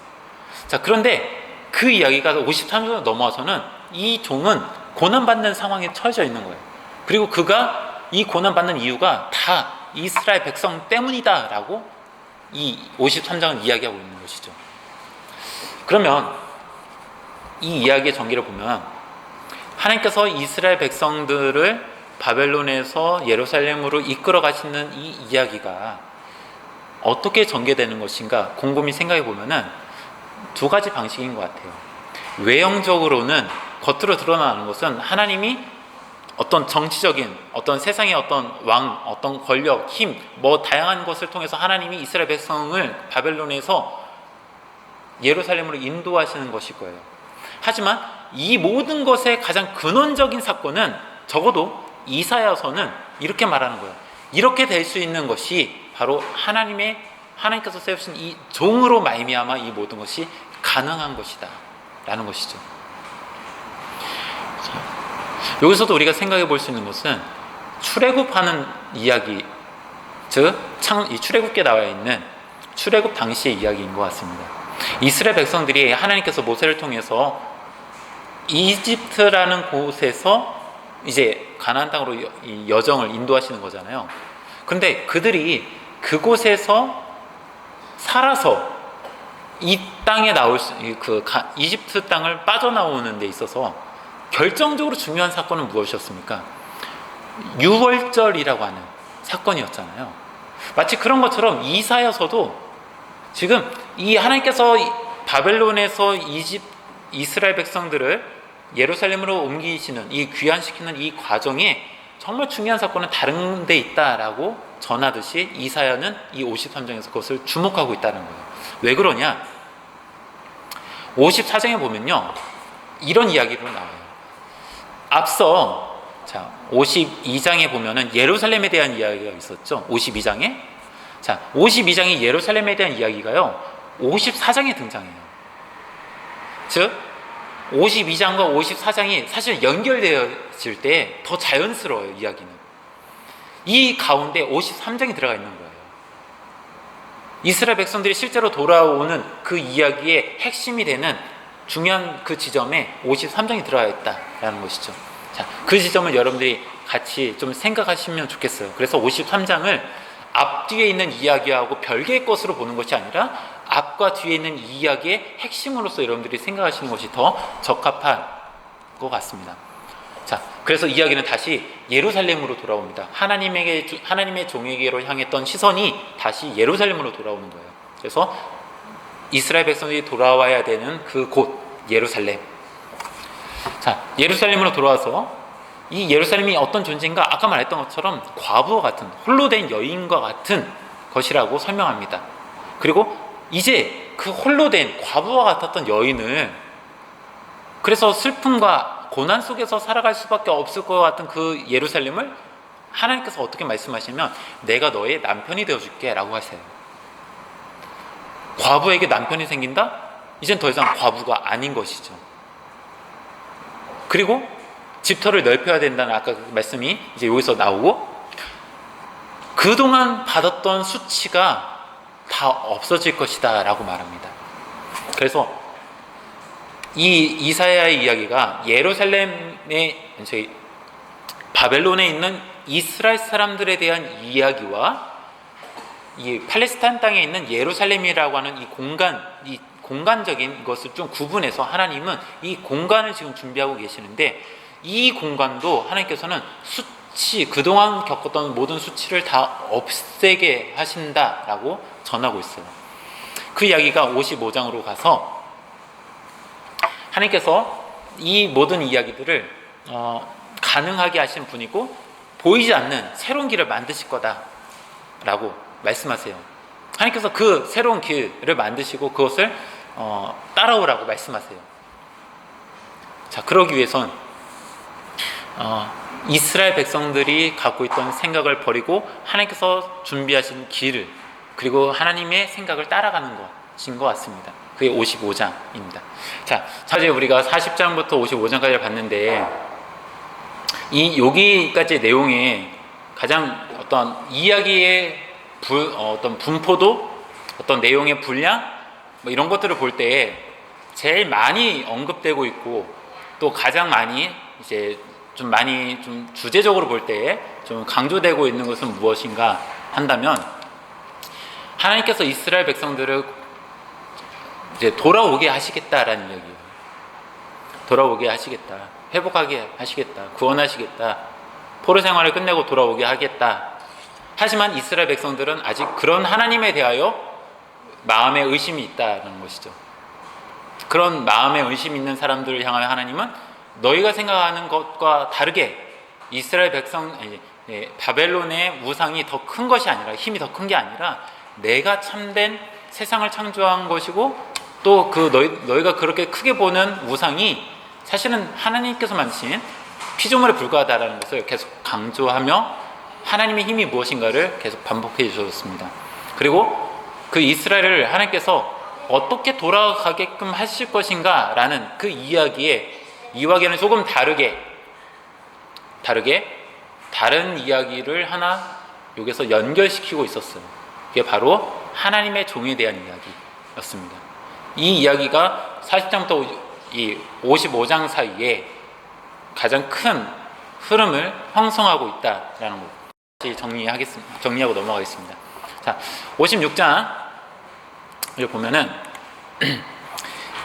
아까 55장에서 이런 이야기가 나왔습니다. 하나님께서 이스라엘 백성들한테 요청하시기를, 이제는 지금까지 너희가 생각했던 방식대로 살아왔잖아. 이제는 내가 보여주는 길과 내가 보여주는 생각을 따라서 너희가 좀 따라와라. 그 얘기를 하시는 거죠. 56장에서는 그러면 하나님이 말씀하시는 그 하나님이 인도하시는 길과 하나님의 생각은 무엇인가? 라고 한다면 여기서 공의와 정의라고 말합니다. 자, 여러분 자료 56장 1절을 보시면은 56장 1절을 한번 보시겠습니까? 여호와께서 이와 같이 말씀하시기를 너희는 정의를 지키며 의를 행하라 라고 되어 있죠. 그래서 정의와 의가 지금 같이 등장하고 있어요. 아까 이사야서 곳곳에서 정의 혹은 의, 여기서 공의, 이 단어가 따로 나오기도 하는데 같이 나오기도 하죠. 근데 따로 나와도 사실 개념 자체는 공의와 정의가 하나이다 라는 것입니다. 그래서 하나님께서 요구하시는 것이 무엇이냐? 하나님께서 인도하시는 길과 생각은 다름 아닌 공의와 정의이다 라는 것입니다. 그리고 이것을 이 56장에서 좀 하나의 샘플로서 설명하고 있는 것은 바로 안식일 준수입니다. 이 안식일 준수에 대한 이야기가 여기 56장에서 좀 많은 부분을 차지하고 있는데요. 이야기는 이렇습니다. 비록 고자나 이방인이라 할지라도, 자, 여기서 고자와 이방인은 어떤 존재냐면 유대인들이 갖고 있는 기본적인 상식선에서 생각할 때 이 사람들은요, 하나님 앞에 직접 나와서 예배드릴 수 없는 사람들인 거예요. 몸에 흠이 있기 때문에, 고자와 같은 사람은 흠이 있기 때문에 하나님 앞에 나와서 예배드릴 수 없는 사람인 거예요. 이방인도 마찬가지예요. 할례받지 못한 사람이 와서 그렇게 한다? 안 된다라는 어떤 기본적인 생각이 유대인들한테 있는 것이죠. 그런데 하나님은 지금 뭐라고 말씀하시냐면, 너희가 생각할 때 안 된다라고 하는 그런 사람들조차도, 그가 고자나 이방인이라 할지라도 안식일을 지킨다면, 다른 건 아니고 안식일만 지켜도 하나님께서 받아주신다는 거예요. 그런데 하나님은 그런 마음을 갖고 계시는데, 이스라엘은 이전까지 하나님의 길과 생각, 그런 공의와 정의가 무엇인지에 대해서 생각이 없었다라는 거예요. 자, 하나님이 말씀하시는 공의와 정의의 샘플로서 보여주는 건 안식일 준수이고, 그 안식일 준수가 비록 보편적인 통념에서는 받아들여질 수 없는 사람들이라 할지라도 하나님은 그런 사람들이 이 안식일 준수, 즉 공의와 정의를 행한다라고 한다면, 즉 공의와 정의는 다른 곳에서 율법이라고 말했죠. 즉 율법을 행하기만 한다면 그들이 흠이 있건 없건 내가 다 받아주겠다. 그들이 이방인이라 할지라도 난 받아줄 거다라고 하나님은 생각하셨다는 거죠. 그게 하나님의 길과 정의라는 것이에요. 그런데 이스라엘은 그것에 대해서 관심이 없다라는 거예요. 하나님께서는 그들에게 공의와 정의를 지키는 파수꾼의 역할을 주셨어요. 자, 여기서 파수꾼이라는 이미지가 나옵니다. 자, 파수꾼은 뭔가? 하나님께서 이스라엘에게 요구하신 것은 파수꾼과 같은 역할이었어요. 공의와 정의를 지키는. 하나님께서 주신 공의와 정의가 훼손되지 않고 다른 누군가부터 침입당하지 않도록 그것을 지키는데 앞장서는 역할을 이스라엘한테 주셨어요. 그런데 이스라엘은 보지도 못했고 듣지도 못했다라고 앞에서 이야기했었죠. 그런데 더 나아가 여기서는 뭐라고 말하냐면, 이스라엘이 하나님의 공의와 정의를 지키는 것, 즉 율법을 지키는 것에 관심이 없었는 것은 그들이 보지도 못하고 듣지도 못할 뿐만 아니라 그들 자신의 이익에만 탐내는 사람들이었기 때문이다 라고 강도 높이 비난하시는 거예요. 자, 여러분 여기서 좀 한번 잘 생각해 보세요. 55장 전까지는 하나님이 야 내가 너희를 돌아오게끔 할 거야 라고 하셨는데, 갑자기 56장부터는 지금 뭔가 이스라엘 향한 좀 약간 좀 질책과 같은 이야기를 하고 계시다라는 거, 좀 약간 분위기가 좀 달라지고 있는 걸 여러분 느끼셨으면 좋겠습니다. 자, 56장에서 그런 이스라엘이 하나님이 원하셨던 것은 무엇인데, 율법이고 공의와 정의인데, 그래서 하나님은 더 많은 사람들을 그것만 지킨다면 더 많이 받아주실 수 있는 분인데도 불구하고 이스라엘은 그것을 지키는 파수꾼의 역할을 맡았는데 그와 관심 없었다는 거죠. 자신들에게 이익만 되는 거, 나한테 좋은 것만 생각했다라는 거예요. 자, 하나님께서 이스라엘에게 그런 이야기를 하니까 이스라엘이 뭐라고 말합니까?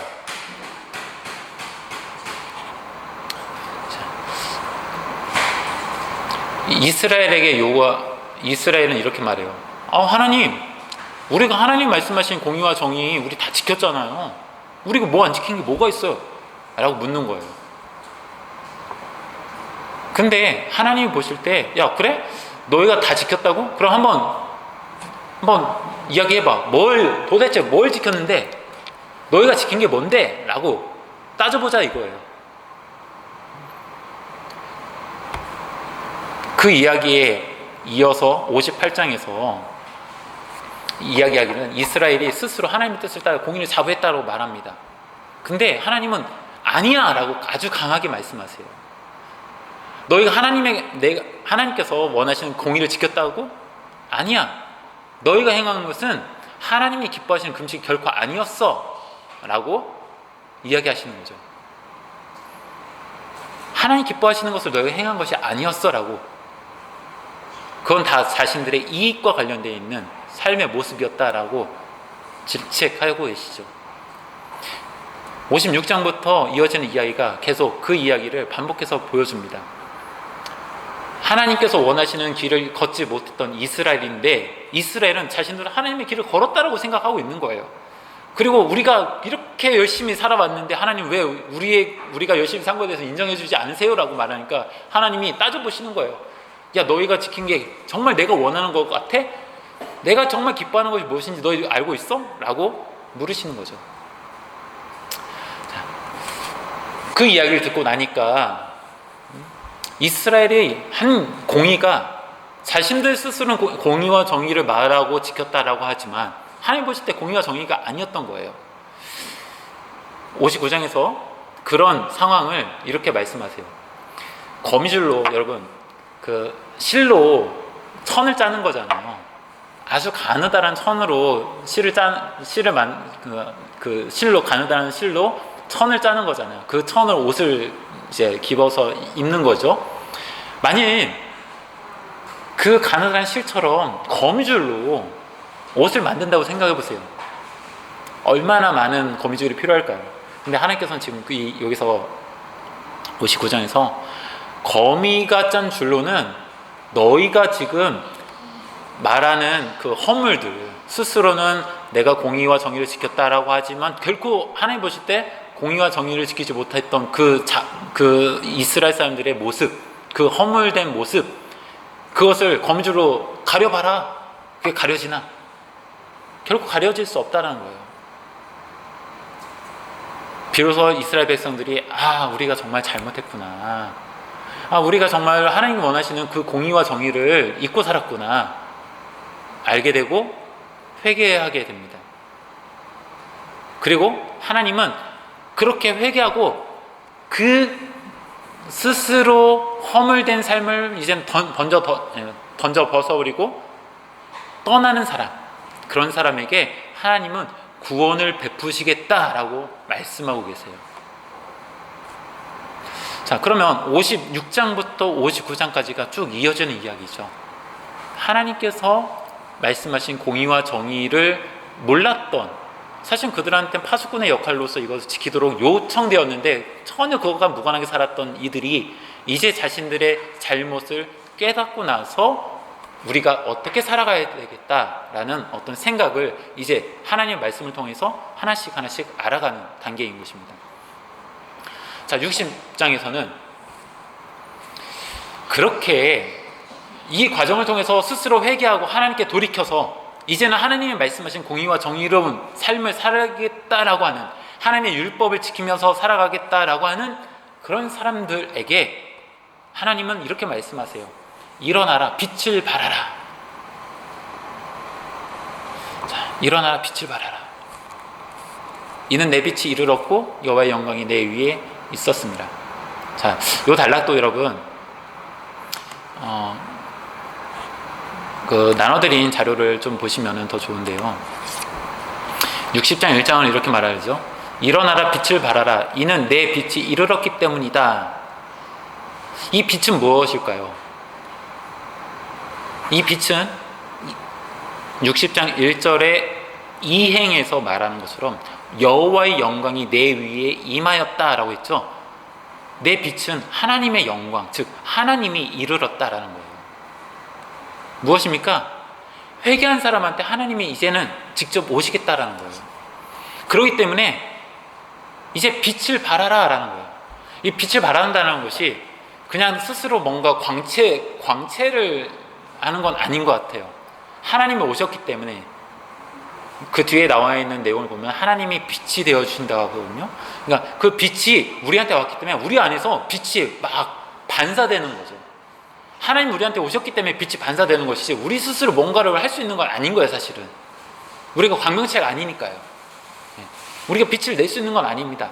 다만 회개하고 우리가 하나님께서 원하시는 삶으로 돌이켰더니 하나님께서 이제는 내가 너한테 갈게 라고 말씀하시고 그 빛이 왔더니 우리한테 빛이 반사되고 있는 것이죠. 근데 그 빛이 얼마나 강하냐, 그 뒤에 나와 있는 내용을 보면은 이 빛, 그 빛을 보고 흩어졌던 사람들이 돌아올 거라는 거예요. 그리고 이방 사람들도 몰려온다라는 거예요. 자, 여러분 여기서 한번 잘 생각해 보세요. 지금 이 이야기를 듣는 사람들은 과연 어디에 위치하고 있을까? 지리적으로 볼 때 바벨론일까? 아니면 예루살렘일까? 하나님이 지금 어디에 있는 사람들한테 지금 이 이야기를 하실까를 좀 생각해 보시면 좋겠습니다. 하나님은 지금 이 단락에서 돌아오는 것에 대한 이야기가 아니라 지금 이 사람들은 어느 곳에 머물러 있고 그곳에서 빛을 발하는 존재가 되는데 이 빛을 보고 다른 사람들이 돌아온다라고 표현해주고 있어요. 그리고 이방인들이 몰려올 거라고 이야기하고 있어요. 이곳이 중심이 되는 거잖아요. 지금 이들이 서 있는 곳이 중심이 되는 거예요. 자, 이곳은 어디일까? 그것은 어쩌면 그 뒤에 60장에서 나오는 것처럼 예루살렘인 것 같습니다. 예루살렘인 것 같아요. 그래서 이 예루살렘은요, 해도 달도 필요 없대요. 해와 달이 필요 없다는 말이 무엇인가? 그 뒤에 나와 있는 것은 하나님께서 영원한 빛이 되시기 때문에 해가 비춰주는 것보다 하나님 비춰주는 게 더 밝기 때문에 해도 필요 없다는 거예요. 하나님께서 영원한 빛이 되어서 그들을 비춰주시기 때문에 어두울 수가 없다는 거예요.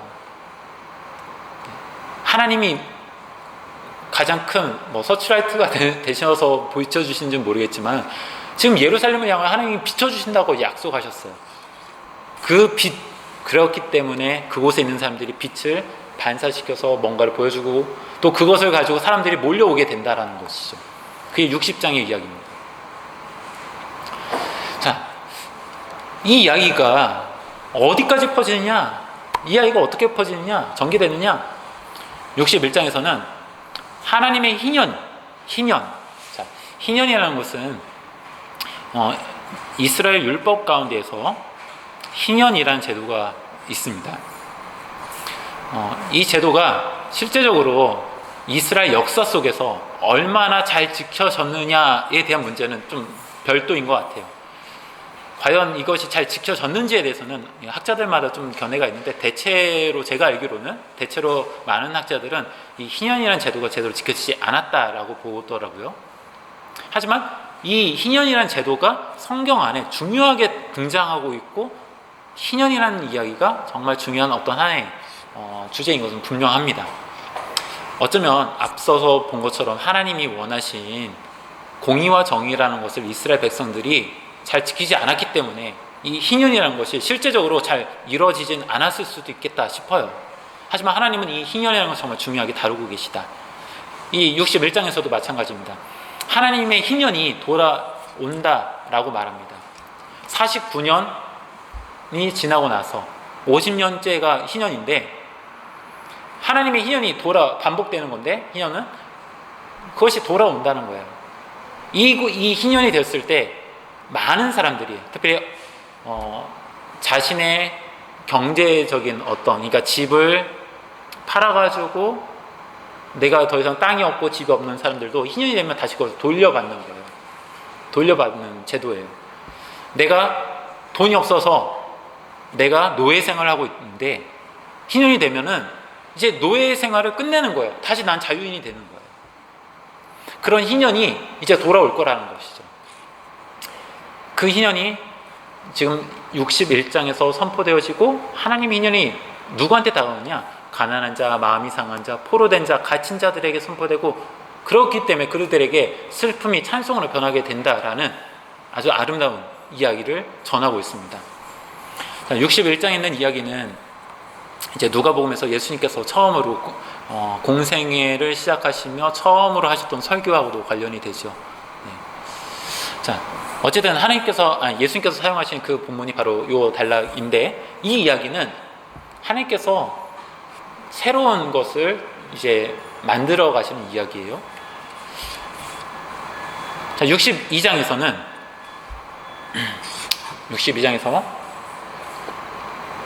아까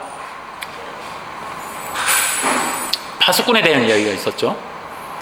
하나님께서는 이스라엘 백성을 향하여 너희가 공의와 정의의 파수꾼이 되어라 라고, 그러기를 바라셨다라고 이야기했습니다.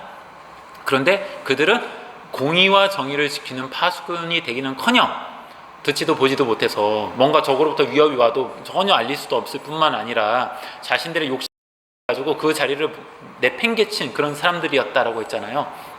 그런데 이제 62장에서는 동일한 그 예루살렘에 새로운 파수꾼이 등장합니다.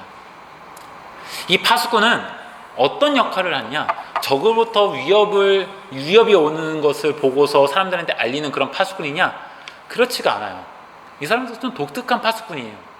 어떤 역할을 하냐면 하나님을 깨우는 게 이 파수꾼의 임무입니다. 왜 하나님을 왜 깨울까요?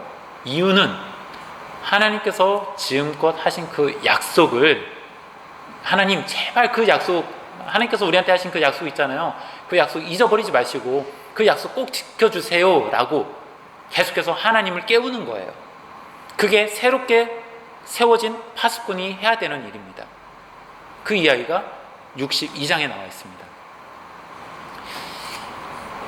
자, 63장에서 이제 이스라엘 사람들은 하나님에 대한 신뢰를 이제 많이 회복한 것 같아요. 하나님이 어떤 분이신지를 알아서 하나님에 대한 오해도 풀렸고, 이제 하나님께서 하신 약속들을 귀 담아 들을 줄도 알고, 하나님께서 말씀하신 그 삶의 모습이 무엇인지를 이제 이해해서 그대로 살아가기를 원하는 사람들인 것이죠. 그런 사람들에게 하나님이 임하셔서 빛이 되게 하시는 거죠. 그리고 그들은 하나님이 하신 말씀을, 하나님 꼭 지켜주세요, 제발 우리를 향해서 그 하신 말씀 꼭 지켜주세요, 희년과 같은 그런 일들이 우리의 삶 가운데 일어나기를 정말 지켜주세요, 반드시 이뤄주세요 라는 의미로 하나님을 깨우는 사람들이 되는 것이죠. 그래서 이야기가 조금 다르게 전개되어집니다. 지금까지 이야기만 보면은 뭔가 다 완성된 것 같은 느낌이 좀 들었어요. 이야기가 완성되어서 다 끝난 것처럼 느껴졌어요. 근데 63장에서는 조금 이야기가 달라집니다. 이스라엘이 하나님한테 뭔가를 간청하는 이야기가 여기서 나옵니다. 간구하는 이야기예요. 이들은 하나님께 이런 간구를 합니다. 과거에 하나님께서 홍해에서 죽을 수밖에 없는 그 죽음의 자리에서 이스라엘 백성들을 홍해의 새로운 길을 여셔서 살리셨던 것처럼, 구원하셨던 것처럼 지금 오늘 우리의 이 상황 속에서 우리를 구원해 달라는 이야기를 지금 하나님께 간구하고 있습니다. 이때 이스라엘 백성들이 이 간청하는 가장 큰 주된 이유, 가장 큰 저변에 깔려있는 뭐랄까요, 하나님께 내가 이걸 요청해도 돼 라고 하는 가장 큰 이유는 뭐냐면 하나님이 우리의 아버지가 되어주셨다라는 거예요. 하나님께서 이스라엘의 아버지가 되어주셨으니 제발 좀 우리 좀 도와달라는 이야기예요. 만일 이들의 삶의 문제가 다 완성이 되고 해결이 되었다라고 한다면 도와달라고 하는 이 간청이 그렇게 다가오진 않을 것 같아요. 근데 이들의 상황이 좀 뭔가 문제가 있고 아직 끝나지 않은, 해결되지 않은 것이 있기 때문에 하나님께 이런 간청을 하는 것이겠죠. 자, 하나님께 그들은 간청합니다. 제발 좀 도와달라고. 그런데 하나님께서 이렇게 간청할 수 있는 가장 그들 안에 있는 가장 큰 근원은 하나님이 우리의 아버지시니까요 라는 이야기예요. 그래서 이 단락을 보시면 예수님만 하나님을 아버지라고 고백한 것이 아니라 이스라엘 백성들도 하나님을 아버지로 고백했더라고요. 뭐 어떻게 하나님을 아버지라고 고백하는 것이 가능하냐? 현대를 살아온 우리는 하나님을 아버지라고 늘 고백하잖아요. 그게 불가능할 뿐 아닌 것 같습니다. 그만큼 아버지로 고백한다는 것은 진짜 혈육 간의 관계라는 개념이 아니라 이것이 시적인 표현으로서 그만큼 친밀하다라는 의미일 것입니다. 친밀하다. 내가 하나님과 그런 친밀함을 갖고 있으니 하나님 제발 나 좀 도와주세요 라는 이야기일 거예요. 그냥 밑도 끝도 없이 내가 내 마음대로 살면서 하나님께 도와달라고 하는 게 아니라는 것이죠. 그런 점에서 앞서서 공의와 정의를 요구하셨던 하나님의 그 요구를 이스라엘 백성들이 이제는 자신의 것으로 받아들이고 살아가고 있다는 것을 우리는 어느 정도 전제로 생각하는 것이 맞을 것 같습니다. 자, 64장에서 앞에서 조금 제가 설명했던 내용이 여기서도 등장합니다. 세상에는 그 이스라엘 백성들이 살던 그 당시 고대 근동의 세계에서는 신과 인간의 관계는 어떤 존재인가 라고 한다면요, 대체로 다 신은 인간의 요구를 들어주기 위한 존재예요. 그래서 때로는요 신이 되게 그 사람들을 좀 괴롭히기도 하고요, 뭐 이렇게 좀 약간 뭐 그런 일들이 좀 많이 있어요. 그런데 지금 하나님은 어떤 존재이신가 보면 하나님은 그런 사람들이지만 그럼에도 불구하고 하나님은 하나님을 믿는 사람들을 사랑으로 품어주시는 분이다라는 이야기를 합니다. 하나님은 사랑하시는 분이라는 거예요.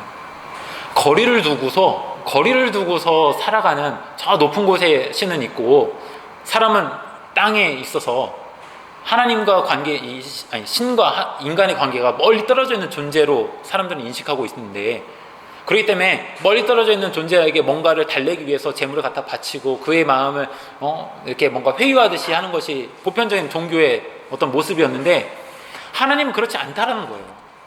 아까 살펴본 것처럼 하나님이 원하시는 것은 공의와 정의를 이루는 삶이라는 거예요. 그냥 단순히 제사를 드리는 것에서 멈추는 것이 아니라 그런 삶을 통해서 하나님과 더 친밀함을 이룰 수 있다는 것이죠. 그렇기 때문에 하나님을 아버지라고까지 부를 수 있는 것이죠. 그러다 보니 이 64장에서는 하나님은 어떤 분으로 또 고백하냐면, 묘사하고 있냐면, 하나님은요 내려오시는 분, 성경에서는 강림이라고 하셨는데 내려오시는 분으로서 표현해주고 있어요.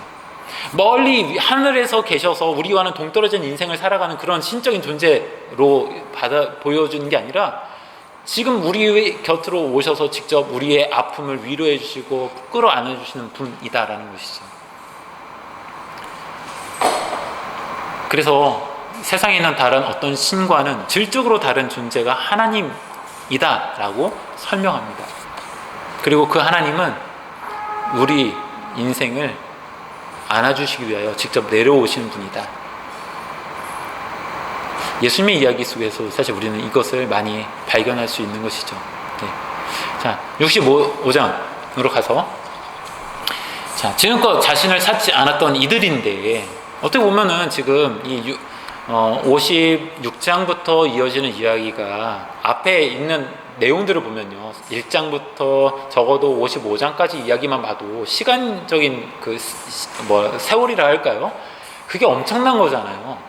여태까지 이스라엘이 하나님을 한 번도 제대로 찾지 못해서 하나님이 그들을 심판하시고 그들을 고난받게 하셨는데, 포로 생활을 하게 하셨는데, 이제 하나님을 조금 알아가지고 이제 하나님, 내가 하나님 뜻대로 살겠습니다 라고 하고 이제 돌이켰는데, 그럼에도 불구하고 하나님은 기뻐서 그들을 지금 반겨주신다라는 이야기를 이 65장에서 전하고 있습니다. 하나님께서는 그런 이들을 정말 기뻐하세요. 그래서 좀 더 연결해 보면은 예수님의 비유 가운데 탕자의 비유가 바로 이런 거 아닐까 싶어요. 잃어버렸던 자를 되찾는 그 비유들이 여기에서 해당되는 거 아닌가 싶어요. 오랫동안 하나님과 무관하게 살았는데 이제 조금 뭔가를 알아가지고 하나님께 돌아왔다고, 저 같으면은 야, 네가 그동안 한 게 있지, 좀 잘 좀 생각해봐, 더 반성 좀 하고 와, 이렇게 할 것 같은데 하나님은 그러지 않으시고 기뻐하신다라고 하세요. 그들을 기뻐하신다. 그리고 하나님은 여기서 이제 좀 더 신학적으로 보면은, 사실 여기에서 신학적으로 또 조금 더 깊이 들어간다면은, 과연 이스라엘 백성 모두를 하나님이 다 사용하시는가에 대한 질문을 던질 수가 있습니다. 근데 이사야서에서 여기서 조금 다르게 말한 게 이제 야곱의 씨라는 표현을 통해 가지고 좀 더 국한된 어떤 특정한 사람들을 이제 보여주는 그런 묘사들이 종종 등장합니다. 예, 이제 저는 이제 그런 것들을 여기다 담아내진 않았지만은 신학적으로 그런 내용도 있다라는 것만 좀 언급을 하고요. 자, 그 얘기는 뭐냐면, 그냥 돌아왔다고 해서 하나님 다 받아주셨느냐? 그건 아니라는 거예요. 그냥 포로 생활 끝나고 돌아왔다고 하나님 모든 걸 다 받으셨느냐? 사실 그건 아닌 것 같아요. 왜냐하면 56장부터 이어지는 이야기의 내용의 강조는 어디에 있냐면, 어떻게 살 것이냐의 문제가 있는 거예요. 그동안 예전처럼 그대로 계속 살아갈래? 라는 질문이 이 안에 있는 거예요. 이제는 네가 하나님의 은혜를 받았다면 다르게 살아가야 되잖아 라는 요청이 이 안에 있는 것이죠. 자, 그 요청에 응답한 사람들이 일어나 빛을 발하는 것이고요. 하나님께서는 그런 야곱의 씨를 통해서 새 하늘과 새 땅을 만들어 가신다라고 약속하십니다. 그래서 새 하늘과 새 땅이라는 것은 정말 성경에서 많이 등장하는 표현이긴 한데요, 이것을 좀 다르게 말한다면 어쩌면 그것은 하나님 나라 아닐까 싶습니다. 하나님 나라. 네. 자, 65장이 그렇게 끝나고 66장에서는요 좀 이야기가 갑자기 바뀌어요. 이야기가 갑자기 바뀌어요. 지금까지 이 이야기가 쭉 오다가 66장에서 조금 이상하게 바뀌어요. 그 내용이 뭐냐 봤더니 66장에서 강조하는 것은 이런 겁니다. 이 자리에 저기 여성분들 가운데 아이를 출산하신 경험이 있으신 분도 계시니까 한번 여쭤볼게요. 아이를 해산할 때 진통 없이 해산할 수 있나요? 불가능하죠. 그럴 수는 없죠. 그럴 수 없죠? 네. 네, 왜냐면 저 같은 경우는 제한절개를 했는데 거기도 진통이 있어요. 세영절개도 진통 있고. 네. 말이 안 되는 거잖아요. 진통 없이 해산한다는 건 말이 안 되는 거예요. 또 한 가지, 나라와 민족이 하루아침에 생겨난다? 이게 말이 됩니까? 우리가 알고 있는 세계 어느 역사 속에서도 나라와 민족이 하루아침에 등장하지는 않아요. 그것이 만들어지는데 오랜 시간 동안 여러 가지 과정을 거쳐서 나라와 민족이 형성되잖아요. 세상적으로 보면 말이 안 되는 이야기예요.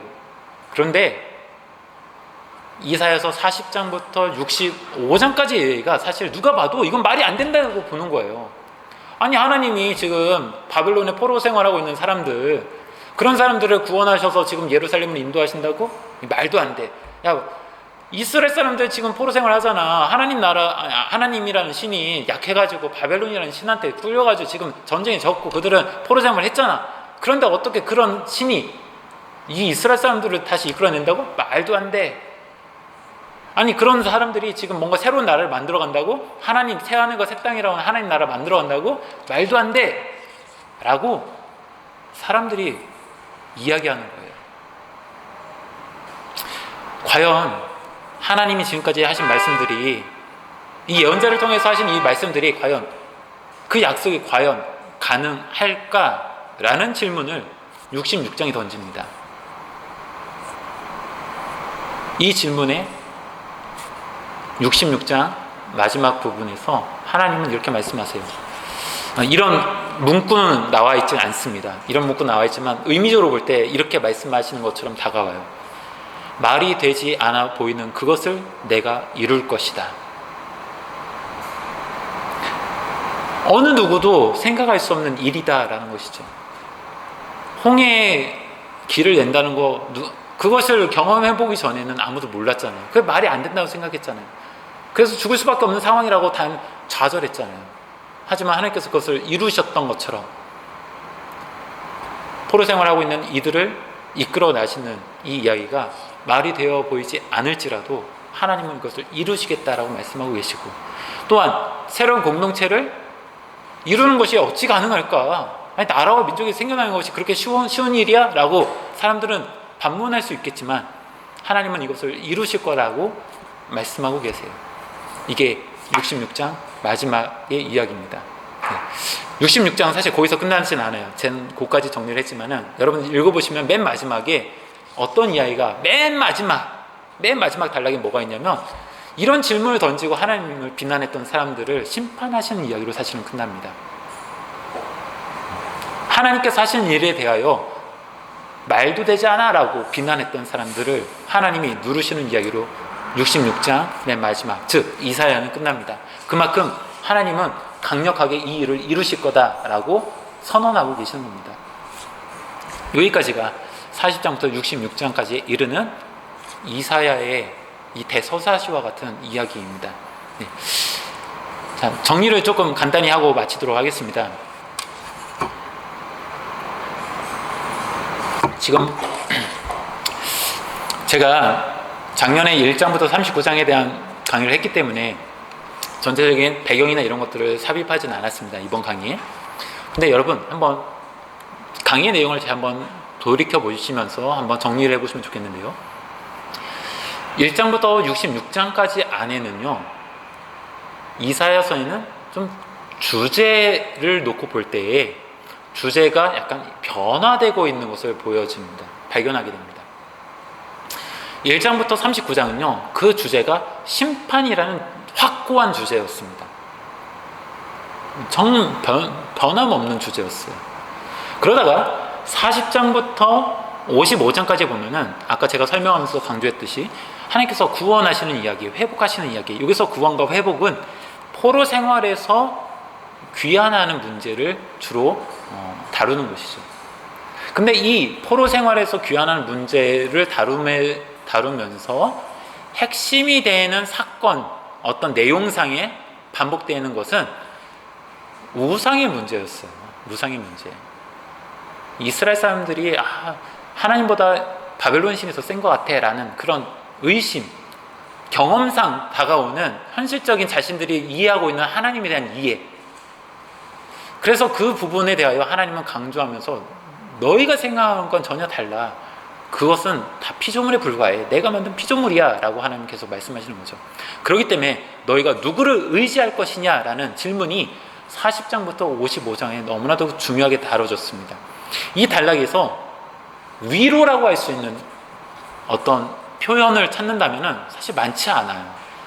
돌아가게끔 하신다고 하시는데, 포로 생활을 끝내고 돌아가게끔 하신다고 하셨는데, 이스라엘 백성들은 사실 하나님을 신뢰하지 않았거든요. 신뢰하지 않는 사람들에게 어떤 위로를 던지겠습니까? 우리가 생각했던 그런 너 그동안 애썼어, 수고했어 라고 하는 그런 위로를 던지고 있나요? 그렇지 않은 거예요. 하지만 하나님의 위로는 무엇입니까? 그들을 실제적으로 바벨론 포로에서 귀환시키는 문제, 그게 진짜 하나님의 위로인 건 분명합니다. 다만 이것이 사람의 마음에 억눌림을, 어떤 감정적인 것을 어루만져주는 그런 위로와는 전혀 다르다라는 것을 우리는 좀 생각해 봐야 되는 것이죠. 자, 이런 주제가 40장부터 55장 안에서 회복이라는 개념 안에서 등장하고 있습니다. 56장부터 66장에는요, 이 돌아가는 것에 대한 문제가 거론되지 않았어요. 오히려 56장부터 66장에서는요, 삶의 변화를 촉구하는 이야기였습니다. 그래서 율법에 대한 정립, 공의와 정의에 대한 이야기가 여기서 가장 핵심을 이루고 있고, 하나님께서 보여주시는 그 길을 걷지 못하는 이스라엘을 하나님은 책망하시고, 그 책망을 통하여 이스라엘이 우리가 이제는 이렇게 가야 되겠구나 라는 것을 알아가는 과정이 56장부터 66장까지죠.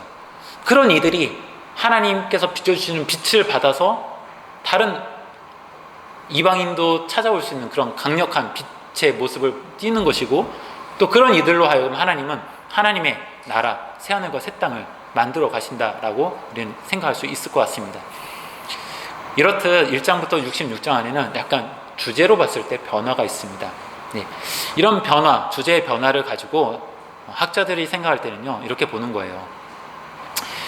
1장부터 39장에 있는 이야기는 8세기 본래 이사야라고 하는 선지자가 활동했던 당시의 이야기로서 1장부터 39장에 있는 이야기가 더 다가오는 것이죠.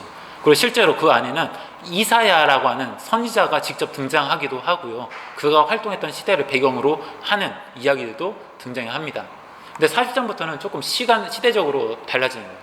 이것이 앞으로 일어날 일들을 미리 예언하는 것이냐라고 한다면은 참 어려운 지점들이 좀 있습니다. 왜냐하면 우리가 살펴본 것처럼 40장부터 55장에는요, 상당 부분 미리 일어날 일을 단순하게 전하는 것이 아니라 현실에서 일어나는 끊임없는 이스라엘 백성들의 어리석음을 지탄하는 이야기들이 반복되고 있어요. 하나님은 이런 분이시다라는 것들을 계속해서 일깨워주고 있는 것이죠.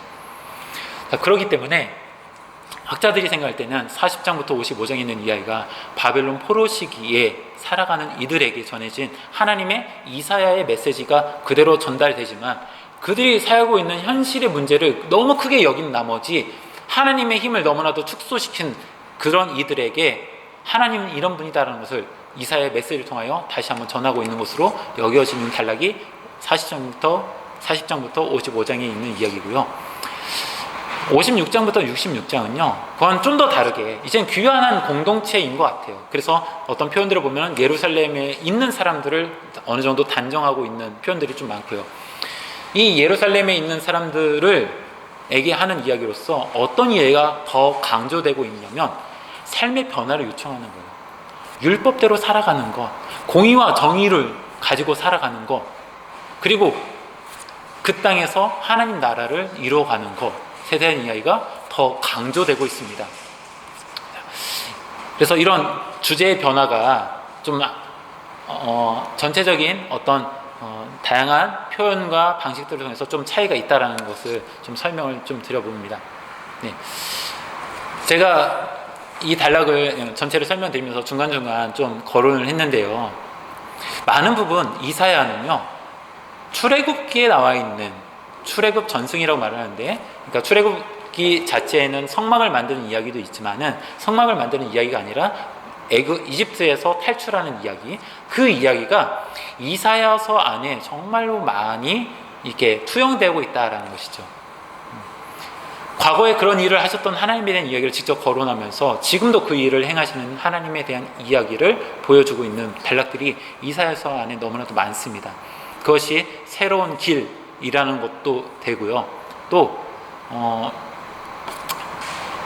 그 땅의 신과 하나님이 어떤 분이신가를 설명하면서 대결하는 이야기들도 상당히 많습니다. 그래서 여기에서 이사야서를 읽으면서 우상에 대한 이야기가 정말 많이 나올 터인데, 그 우상을 그냥 단순하게 어떤 형상, 어떤 다른 종교라고 그냥 단정하기보다는 하나님보다 더 뛰어난 무엇인가, 하나님은 힘이 없다라는 개념 안에서 하나님보다 더 큰 힘을 갖고 있는 존재로서 여러분들이 읽어가시는 게 더 중요한 것 같습니다. 그러나 이사야는 그런 생각에 빠지는 사람들한테 이렇게 이야기하죠. 너의 생각이 틀렸어. 하나님이 더 대단하신 분이야 라는 것을 너무나도 중요하게 다루면서 이것을 이야기해 줍니다.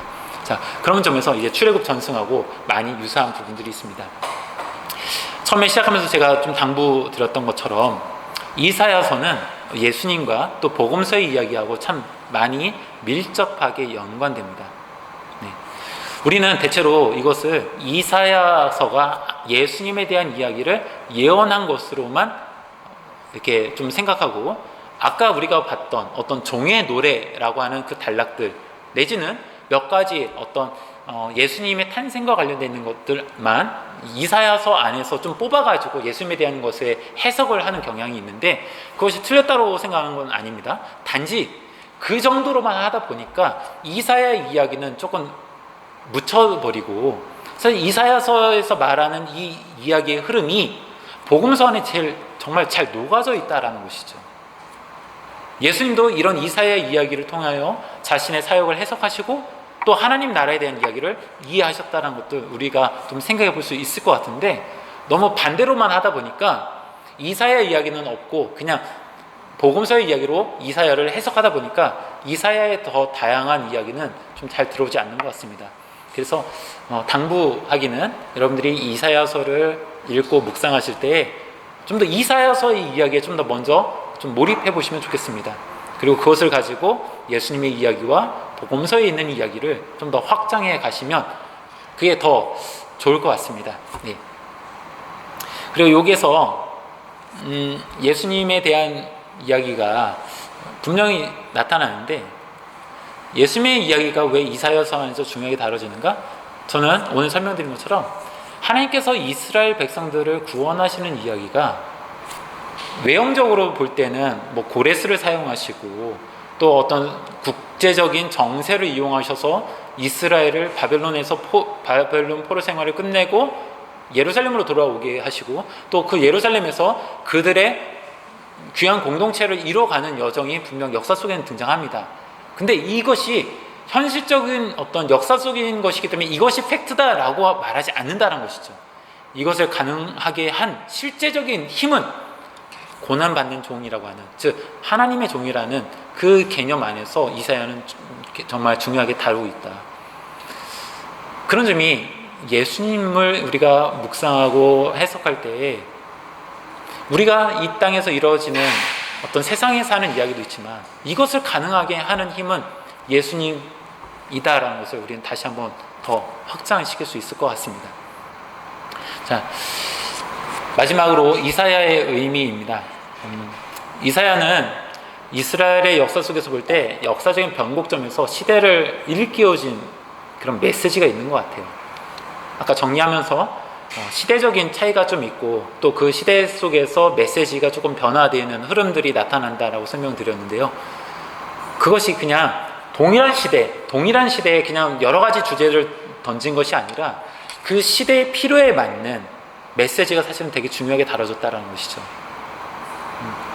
우리가 이 메시지를 너무 쉽게 예수님의 이야기로만 가져오다 보니까 이사야서는 그로부터 몇백 년 뒤에 나오는 예수님에 대한 이야기로만 치부하다 보니까 이사야 메시지가 우리와 너무나도 동떨어지는 그냥 예수님에 대한 이야기로만 다가오는데, 사실은 그렇지 않다는 것이죠.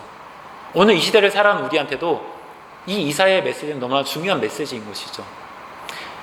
이사야가 이 시대를 일깨워주는 메시지가 저는 될 수 있다고 생각합니다. 출애굽 당시의 이야기를 이사야는 충분히 영향을 받은 것 같고요. 또 이 이사야의 메시지는 예수님과 또 이 복음서를 기록한 그 시대 사람들에게 중요한 영향을, 초대교회에 큰 영향을 미쳤던 것 같습니다. 그런 맥락에서 오늘 이 시대를 살아가는 우리한테도 동일한 메시지를 이사야는 던질 수 있다고 저는 확신합니다. 만약 어떤 메시지냐라고 묻는다고 한다면 저는 이렇게 좀 설명해 보고 싶어요.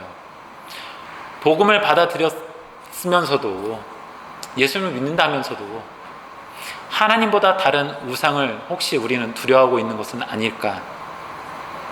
예수님을 믿는다면서도 왜 우리는 이 세상에서 세상 사람들이 이렇게 살아가야 돼 라고 말하면 왜 꼭 그렇게 살아가야 되는 것처럼만 우리는 여기고 있을까? 집값이 폭등하니까 이렇게 해야 돼. 아, 지금은 이것이 대세니까 뭐 비트코인 사야 돼. 뭐를 해야 돼? 라는 그런 이야기를 들을 때마다 우리는 왜 그 이야기에 함몰되어서 우리는 따라가는 것일까? 어쩌면 하나님을 믿는다 하면서도 하나님의 그 창조주 되시는 그 하나님의 능력보다는 이 땅에서 일어나는 어떤 일에 그것을 더 크게 보고 있는 것은 아닐까라는 질문을 우리는 던져볼 수 있지 않을까 저는 생각해 봅니다. 또 한 가지가 있다면 과연 그리스도인은 무엇으로 하나님 나라를 만들어 가야 하는가라는 거예요. 과연 우리는 이 땅에서 예수님을 믿음으로써 하나님을 믿는 그리스도인으로서 하나님의 백성으로서 하나님의 자녀로서 이 땅에서 살아간다고 한다면 무엇이 하나님 나라를 만들어가는 방법일까요? 저는 이사야서 안에서 나와 있는 표현을 가지고 설명한다면 우리가 마음에 들을 것은 분명 누구나 다 아는 것처럼 하나님의 말씀인 것 같습니다. 하지만 그 하나님의 말씀을 이사야는 율법 혹은 공의와 정의라는 맥락에서 더 설명을 하고 있습니다. 그 공의와 정의를 우리에게 지키라고 파수꾼의 역할을 했는데 이사야서에 나오는 이스라엘은 그 파수꾼의 역할을 제대로 하지 못했습니다. 자신들의 이익을 위해서 그 파수꾼의 역할을 던져 버린 것이죠. 오늘 이 시대를 살아가는 우리는 과연 이 파수꾼의 역할을 제대로 하고 있는가? 라고 자문해보면 좋을 것 같습니다. 이런 다양한 질문들, 더 많은 질문들을 우리가 해볼 수 있을 것 같아요. 네. 이런 질문들 앞에 이사야가 던지는 교훈을, 하나님의 메시지를 다시 한번 더 곰곰이 새겨보시는 그런 시간이 되셨으면 좋겠습니다. 네. 오늘 강의는 여기까지입니다. 네. 감사합니다. 네.